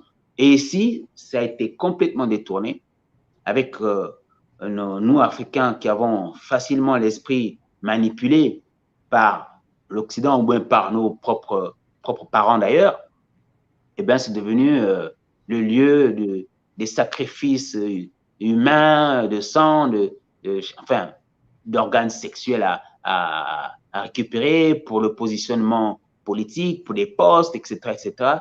C'est vraiment de n'importe quoi. Et ça vient de nous-mêmes. On va évoluer, hein, monsieur Anissé, il ne nous reste plus beaucoup de temps à passer ensemble. On va prendre notre avant-dernier intervenant, notre correspondant en Côte d'Ivoire, qui pose la question suivante. Bello Isiaka. Anissé, je suis Bello Isiaka, correspondant à ACA TV pour la Côte d'Ivoire, et j'ai une question à vous poser. Quels conseils donnez-vous aux jeunes, africains en général et gabonais en particulier, quant à booster leurs études? Quels conseils leur donnerez-vous? Merci de nous répondre et bonne émission. Pour booster les études, le seul conseil, c'est de travailler. Hein. Et travailler, c'est quoi? On revient à la même chose. C'est une question d'organisation. Okay? Déjà, le travail est basé sur la mémoire. Vous devez savoir quel type de mémoire vous avez. Mémoire visuelle, auditive, scripturale. Il y a 3 types de mémoire. À partir de là, vous faites des tests. Quand vous identifiez très bien quel type de mémoire vous avez, c'est sur celle-là qu'il faut optimiser vos études. Si vous avez une mémoire visuelle, eh bien, il faut schématiser tout ce que vous apprenez de telle sorte que dans votre petit appartement ou dans votre studio ou dans votre chambre d'étudiant, qu'il y ait tous vos cours sur les murs, le plafond et tout cela. Parce que moi, j'ai une mémoire visuelle. C'est comme ça que je faisais. Si vous avez une mémoire auditive, ben, j'avais des amis à qui j'ai expliqué, eux, qu'est-ce qu'ils faisaient? Ils enregistraient pour écouter les cours. Si vous avez une mémoire scripturale, ben, vous recopiez le cours 4, 5 fois de suite et ça rentre. Il faut que vous sachiez exactement quel type de mémoire vous avez parce que tout est basé sur la mémoire et l'organisation derrière. Le reste n'est pas très difficile. Si vous savez cela, ça peut être une très bonne stratégie pour réussir vos études. On va aller très rapidement prendre le dernier intervenant depuis la France, M. Martial Obam. qui pose une question, voire même une question et demie. Monsieur Obama, la qualité n'est pas bonne, mais on va essayer quand même de faire passer. Bonsoir à tous, bonsoir Papi Dep, et bonsoir à notre très cher invité, Monsieur Anissé Bongo. Merci beaucoup déjà d'accorder votre temps précieux à notre chaîne Aka TV. Vraiment, merci encore. Alors, ma question ce soir, elle est très simple, Monsieur Anissé. C'est juste, vous êtes un homme politique, vous êtes un enfant du pays. Et quelle est la stratégie aujourd'hui que vous menez ou ce que vous avez déjà pu faire pour réconcilier les Gabonais, surtout ceux qui disent que la réconciliation, elle est impossible au niveau du Gabon? Et ma deuxième question, elle est de savoir, vous savez, nous, on est des gens de la diaspora, donc on aime un peu ce qu'on appelle au Gabon le Congo-Ça. Nous avons appris que vous avez eu votre diplôme parce que vous êtes un enfant du président. Disons que le président, le défunt, votre papa, vous avez donné un coup de main pour que vous ayez votre bac. Merci et bonne soirée. Bonne émission à vous. Oui, bon, comme vous disiez, c'est une question et demie. Alors, la première question, d'abord, je ne suis pas encore un homme politique. Vous savez, aux États-Unis, on devient homme politique après avoir fait les affaires. Je suis effectivement sur la fin de mes affaires. Il y a de fortes chances que j'entre en politique. Mais pour le moment, il y a le grand frère qui est en place. Il y a assez de gens. Pour éviter tout conflit, je suis en train de voir quelle est l'orientation que je vais prendre pour pouvoir agir. En termes d'action que j'ai fait pour réconcilier les Gabonais, écoutez, à mon niveau, j'écoute et j'essaie d'apporter le peu que je comprends de la vie en y associant la plupart du temps les aspects culturels. Et je pense que ce côté-là est très important. Et je pense que la plupart de mes livres essaient d'emmener les Gabonais à découvrir ou connaître des choses que moi je pense pour qu'ils puissent s'approprier et je montre une autre image. Maintenant, pour revenir sur la demi-question de l'obtention du bac, effectivement, ça, il n'y a pas à se cacher. Et je peux vous dire que c'est une pratique qui est internationale. Pour tous les diplômes, il y a certains diplômes qui sont souvent offerts. Ça, il n'y a absolument rien à dire. Mais concernant ma personne, je vais vous donner une petite anecdote. Alors, vous voyez mon nom, tout le monde dit Anissé Bongo Ndimba, Anissé Bongo Ndimba. Quand j'arrive au bac, même moi, je découvre mon nom réel en prenant mon acte de naissance à la mairie, que je m'appelle Giovanni Bongo Ondimba. Donc, c'est D. Et je ne le dis pas à mon père. Et mes amis peuvent témoigner aujourd'hui. Plusieurs amis sont là, hein. Son ministre, on a été ensemble au bac. Monsieur, le ministre Franck Guéma était avec moi au lycée, au bac. Hein. Le ministre sortant, comment il s'appelle, Patrick Eyogo, et même Jean-Gaspard Toutoumaï, qui est l'un des plus actifs opposants. Quand je dis opposant, c'est opposé à ce qui se passe dans le pays. Parce que pour moi, comme je disais, ce n'est pas des opposants. Il y a beaucoup de gens opposés à ce qui se fait actuellement, plutôt que des opposants, je dirais, idéologiques, étaient avec moi quand je passais mon bac.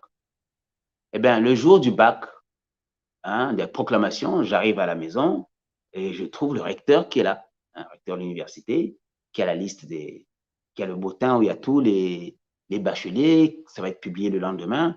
Et mon père m'appelle, me dit, mais toi, tu n'as pas eu le bac? Je dis, comment ça? Il dit, tu n'as pas le bac?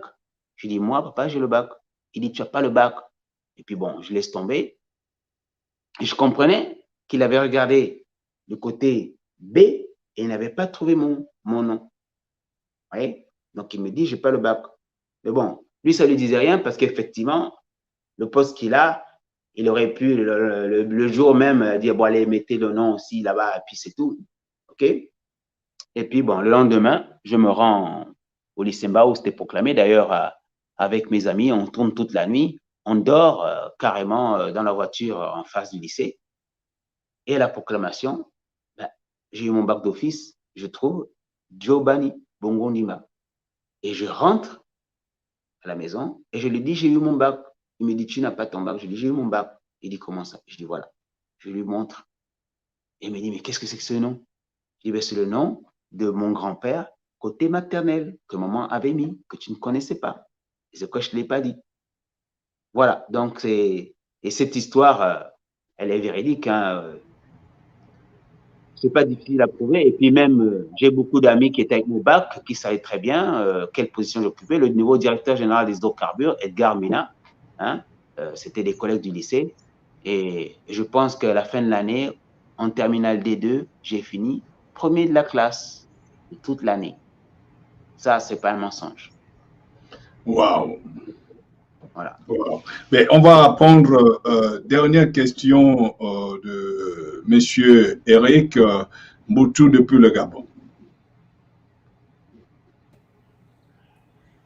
Homme des médias, vous l'êtes aussi, et c'est à saluer parce que vous êtes un homme à multiples facettes. Alors, Monsieur Bongo Ondimba, homme des médias, oui, parce que on vous connaît sur le plan national et international du fait d'avoir occupé la haute fonction de directeur général de la chaîne panafricaine Télé Africa, une chaîne basée au Gabon. Alors peut-être nous raconter un tant soit peu cette expérience passée à cette grande chaîne qui a vendu donc les couleurs du Gabon à l'international. Je suis Eric Mboutou, correspondant AKA TV Radio, depuis Libreville, au Gabon. Oui, effectivement, j'ai passé 4 années, presque 5, à la direction générale de Télé Africa. Quand je prends cette chaîne de télévision, elle était exclusivement réservée, entre guillemets, aux Européens. Parce que c'était une chaîne déjà câblée, réservée à un réseau très fermé aux Européens et évidemment à la présidence. Alors, dès que je la prends, tout de suite, vous imaginez bien, je démocratise et je la libère complètement en remettant les décodeurs, à l'époque qui étaient analogiques, à un plus grand nombre de personnes pour que plus de personnes puissent avoir des chaînes satellitaires, câblées, analogiques. Ce que je peux dire, c'est que j'arrive, c'est une télévision qui a à peu près, allez, une dizaine de personnes. Tout de suite, je mets en place le groupe TVSat, qui était un câble opérateur numérique, qui vendait les chaînes internationales, y compris donc Télé Africa. Et je me lance dans le direct et la production. D'ailleurs, je suis le premier à lancer, je ne sais pas si vous connaissez la série Ma Famille. J'étais le premier à la lancer, qui est cru en cette série-là, qui a fait aujourd'hui les beaux jours du groupe au niveau de la Côte d'Ivoire. J'ai été la première chaîne africaine à faire du direct, un match de football, c'était à Mouila, avec ralenti, du direct avec ralenti.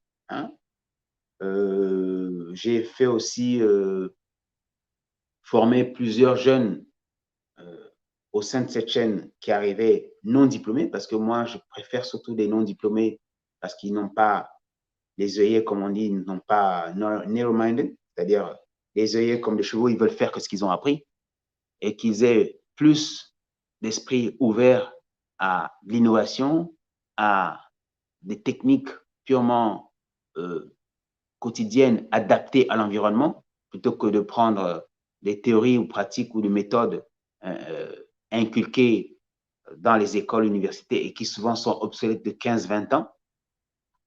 Et ma foi, ça a été une très bonne expérience.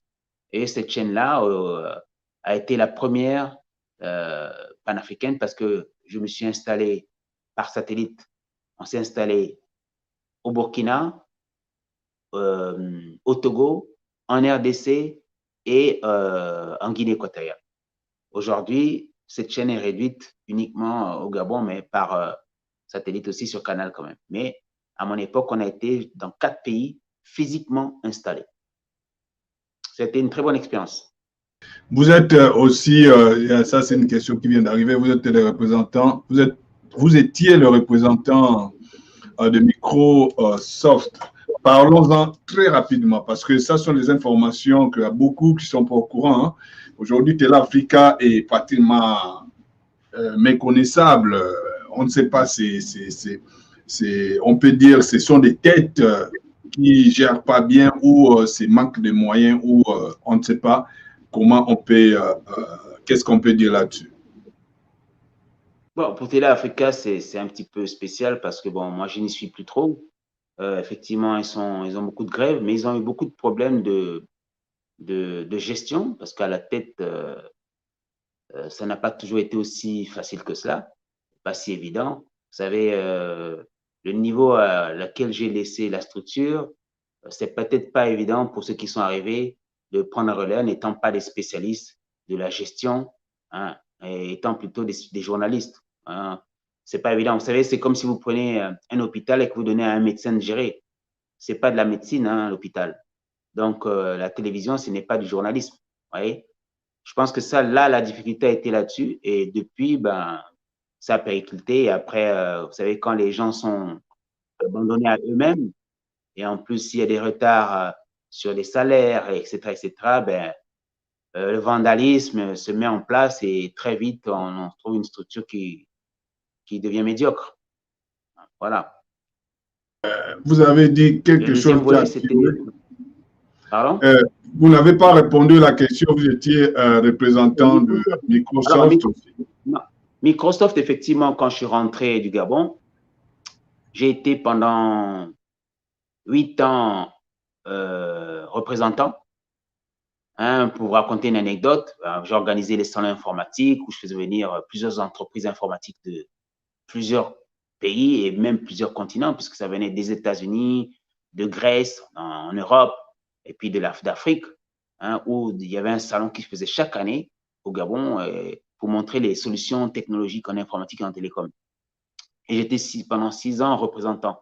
Alors, une anecdote, je cherchais à devenir partenaire développement de Microsoft, donc un partenaire pour développer Microsoft. Et chaque fois que j'allais en Silicon Valley, à l'époque, le directeur général s'appelait Steve Ballmer, hein, puisque Bill Gates lui-même était président, il y avait une réunion pour ceux qui voulaient devenir partenaire développement. Et pendant 3 ans, ça m'a été refusé. Et une fois, après une conférence, je rentre et mon père me dit « Mais toi, qu'est-ce que tu fais à la télé là? Je te vois à la télé, tu parles, tu dis des choses que je ne comprends pas. Tu fais quoi là-bas à la télé ?» Et j'ai dit « Non, c'est un salon informatique, donc on parle de logiciels, de hardware, de matériel, de solutions. » Il dit « C'est quel problème, quel matériel ?» Je dis « Les ordinateurs, les imprimantes. » J'essaie d'être simple, mais il ne saisit pas. Et il me dit, tu crois que toi, je t'ai envoyé en Europe pour étudier la culture occidentale pour venir me montrer ça ici? Tu ne peux pas les battre là-dedans. Tu dois montrer ta culture à toi. Je ne t'ai pas envoyé là-bas pour aller me montrer ça ici. Je t'ai envoyé pour voir et quand tu viens ici, tu les bats avec ta culture. Et me dire, écoute-moi bien, moi, Omar, quand je suis coincé avec les Blancs, là, hein, eh bien, quand ils me parlent en français, j'ai traduit ça en langue d'abord. Et quand je leur donne ma réponse en langue, ils sont foutus. Oui. Ça m'a tellement marqué au départ, je n'avais pas compris. Et prochaine réunion, je me retrouve à Microsoft, enfin, à Silicon Valley encore, pour négocier mon contrat de partenaire développement. Et là, j'arrive sur place, je dis, allez, je ne parle plus anglais. Maintenant, je parle que le teke. Donc, je me prends un interprète. Et dans la négociation, eh bien, il parle en anglais. Mon interprète traduisant en teke, je traduis en teke, je le dis en teke, et lui doit traduire en anglais. Je peux vous garantir que très vite, on est rentré dans de la cacophonie parce que la traduction de certains mots anglais en teke était impossible ou incompréhensible. Et dans l'autre sens, pareil. Voyez?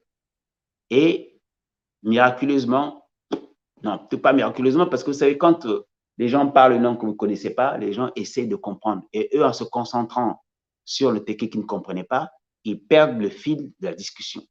À partir de ce moment-là, je prends le dessus tout de suite. Parce que quand ils parlent en anglais, en fait, je comprenais. Mais pour moi, niet, je vais parler ma langue. Et c'est ce que les Chinois font. C'est ce que les Asiatiques ont toujours fait. Et c'est pourquoi ils ont toujours pris le dessus. C'est ce que nous ne savons pas faire, nous, en Afrique. Nous faisons trop de mimétisme.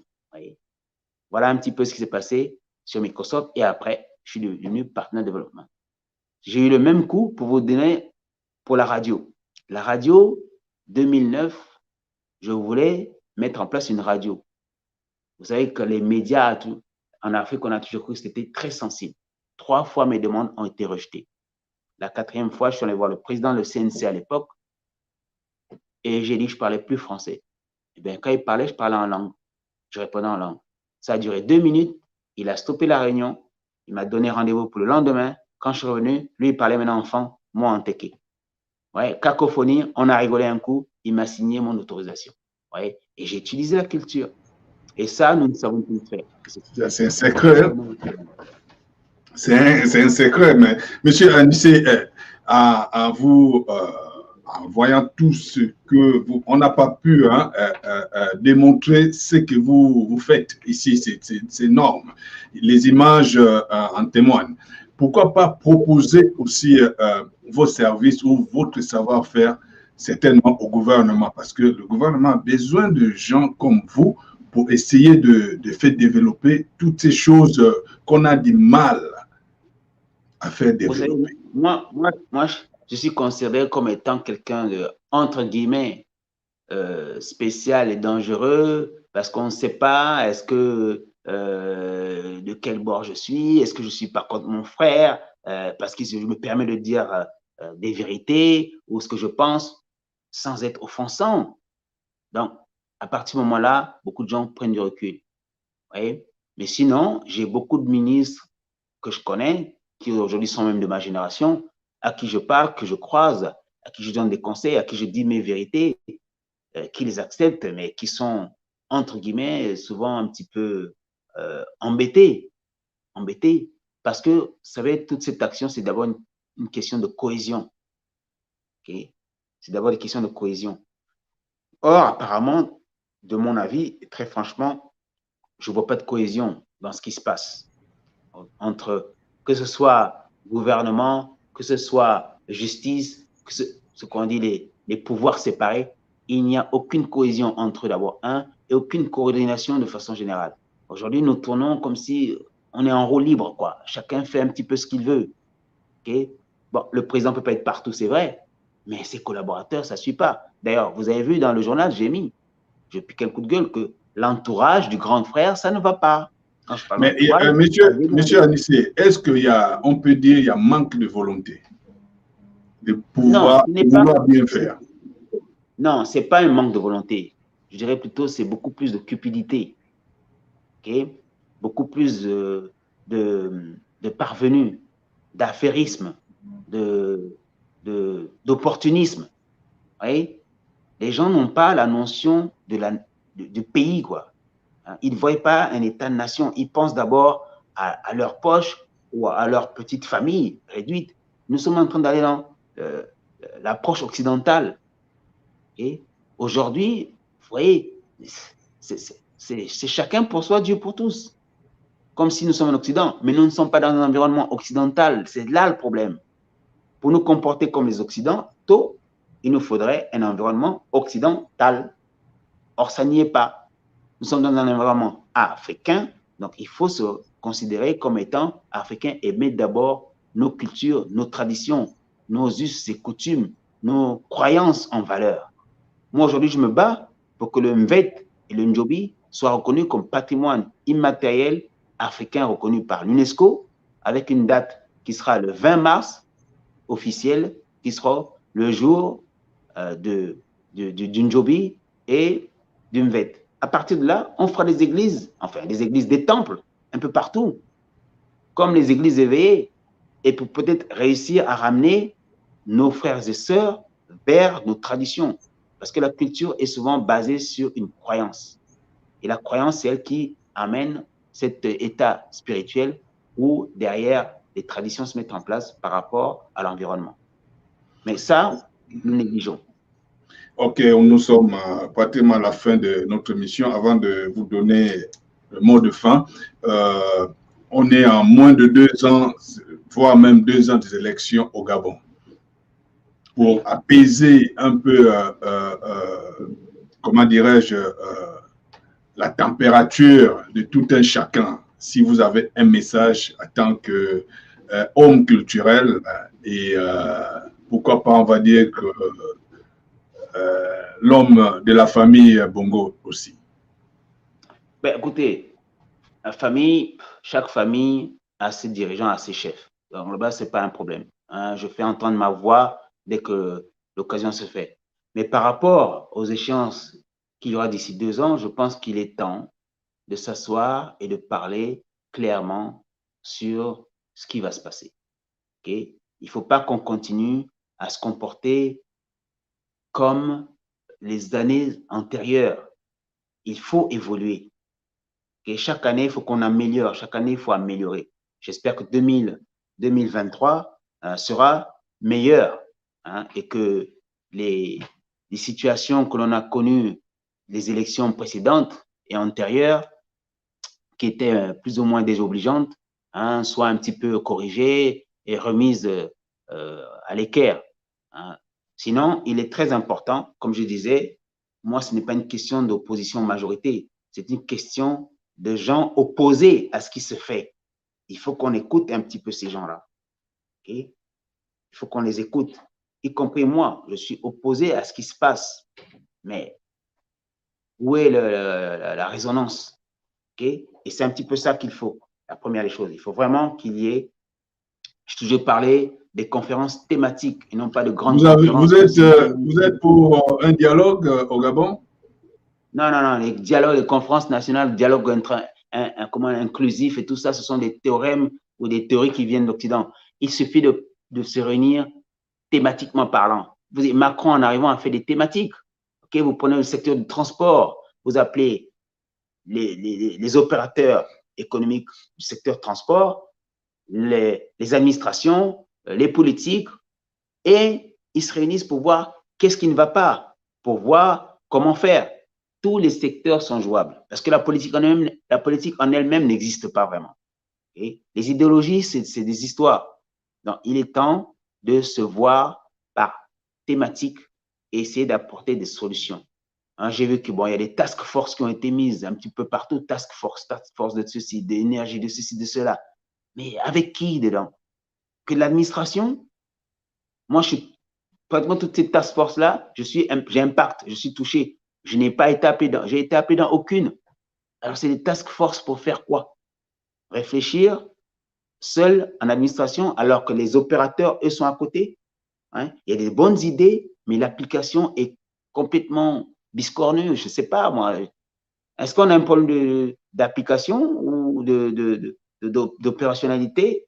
Je ne sais pas. Mais vraiment, il faut essayer de se regrouper par thème et puis trouver des solutions adéquates parce que le peuple est vraiment à bout et fatigué. En plus, avec le Covid, là, hein, je ne peux pas dire. Voilà un petit peu ce que je pense. Ok, merci. On a pris plus de temps pour vous écouter. D'habitude, on fait 1 heure de mission, mais là, on a débordé. Un mot quand même sur notre jeune chaîne. Hein. Je tiens à rappeler ici, c'est Tino Wenje qui a une branche, qui a créé une branche, cette chaîne que vous voyez. Et notre objectif, c'est promouvoir et revaloriser la culture africaine et la culture bantou dans le plus haut niveau. Ici, nous savons qu'il y a beaucoup des Africains, même les Afro-Américains qui sont ici aux États-Unis, ont besoin de notre culture, ont besoin de leur culture parce qu'ils viennent de l'Afrique. Un mot quand même sur notre chaîne en tant qu'homme culturel, homme de culture. Je vous laisse la parole de dire quelque chose sur notre chaîne. Après, vous allez livrer un mot de fin. Ben, écoutez, très cher frère, ce que je peux te dire par rapport à cette chaîne qui veut prôner la valorisation de la culture, ce qu'il faut savoir, c'est qu'entre cultures, il n'y a que des échanges. Il n'y a que des échanges. Aucune culture n'est au-dessus d'une autre. Et c'est pourquoi, quand on parle de culture africaine, c'est un vague mot parce que vous voyez, très peu de gens parlent de culture asiatique ou de culture européenne. Non. Mais en spécifiant culture africaine, mais la culture bantou, c'est très, très bien.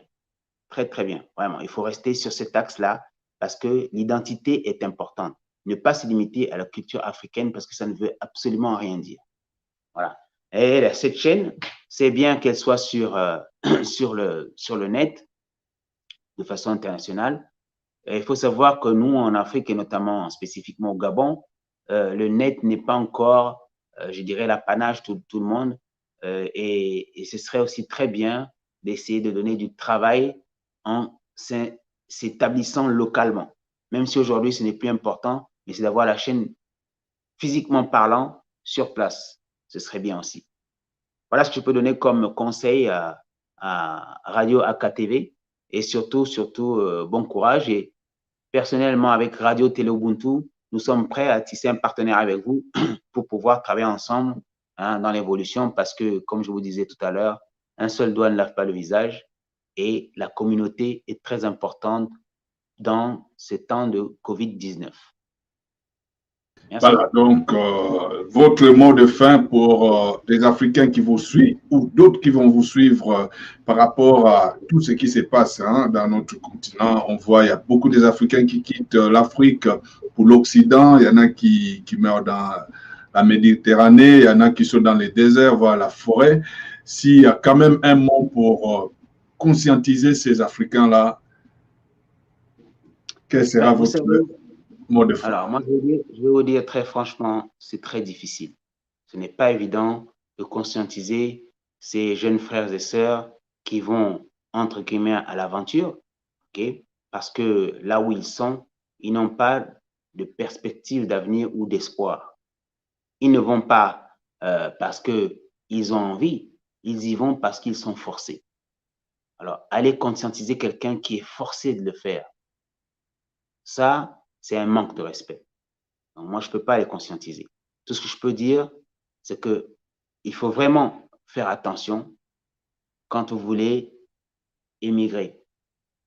Vous savez, du temps de la Première et Deuxième Guerre mondiale, on ne le montre pas souvent, mais il y a eu des milliers et des milliers d'Européens qui sont venus se réfugier en Afrique.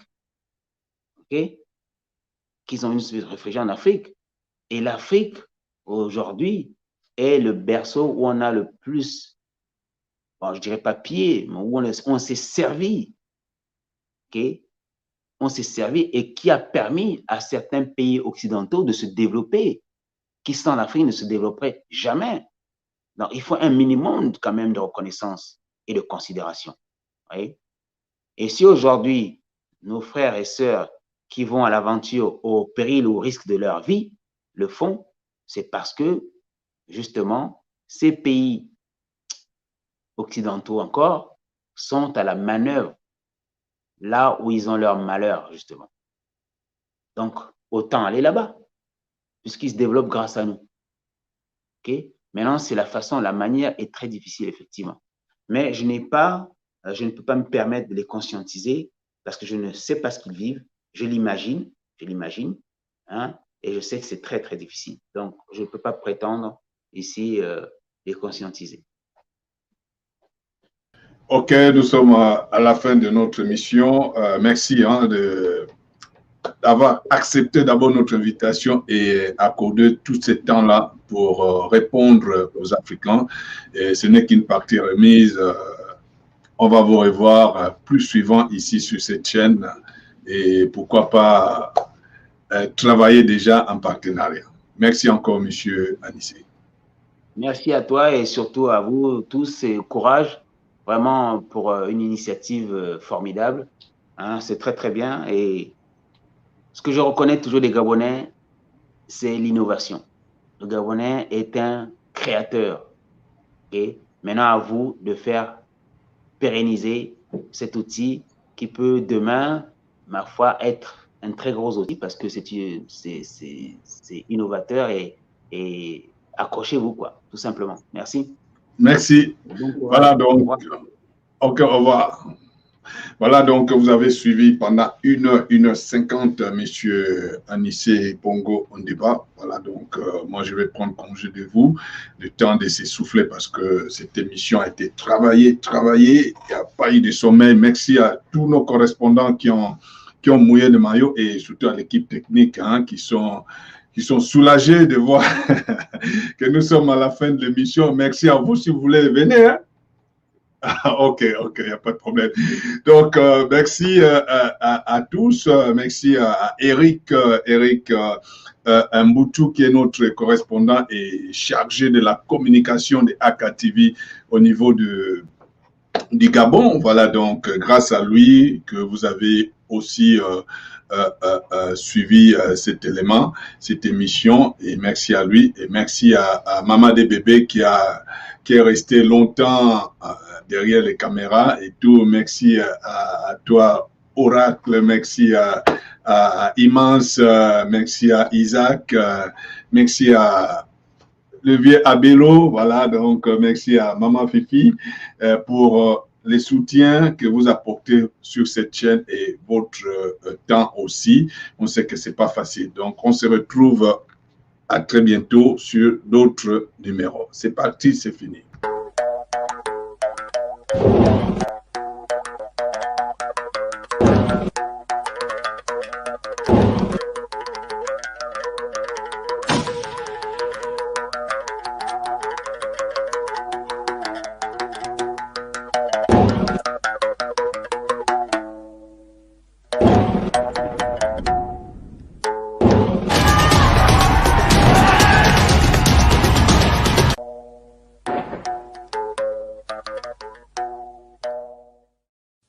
Votre chaîne, Aka Radio TV, la référence de la culture africaine.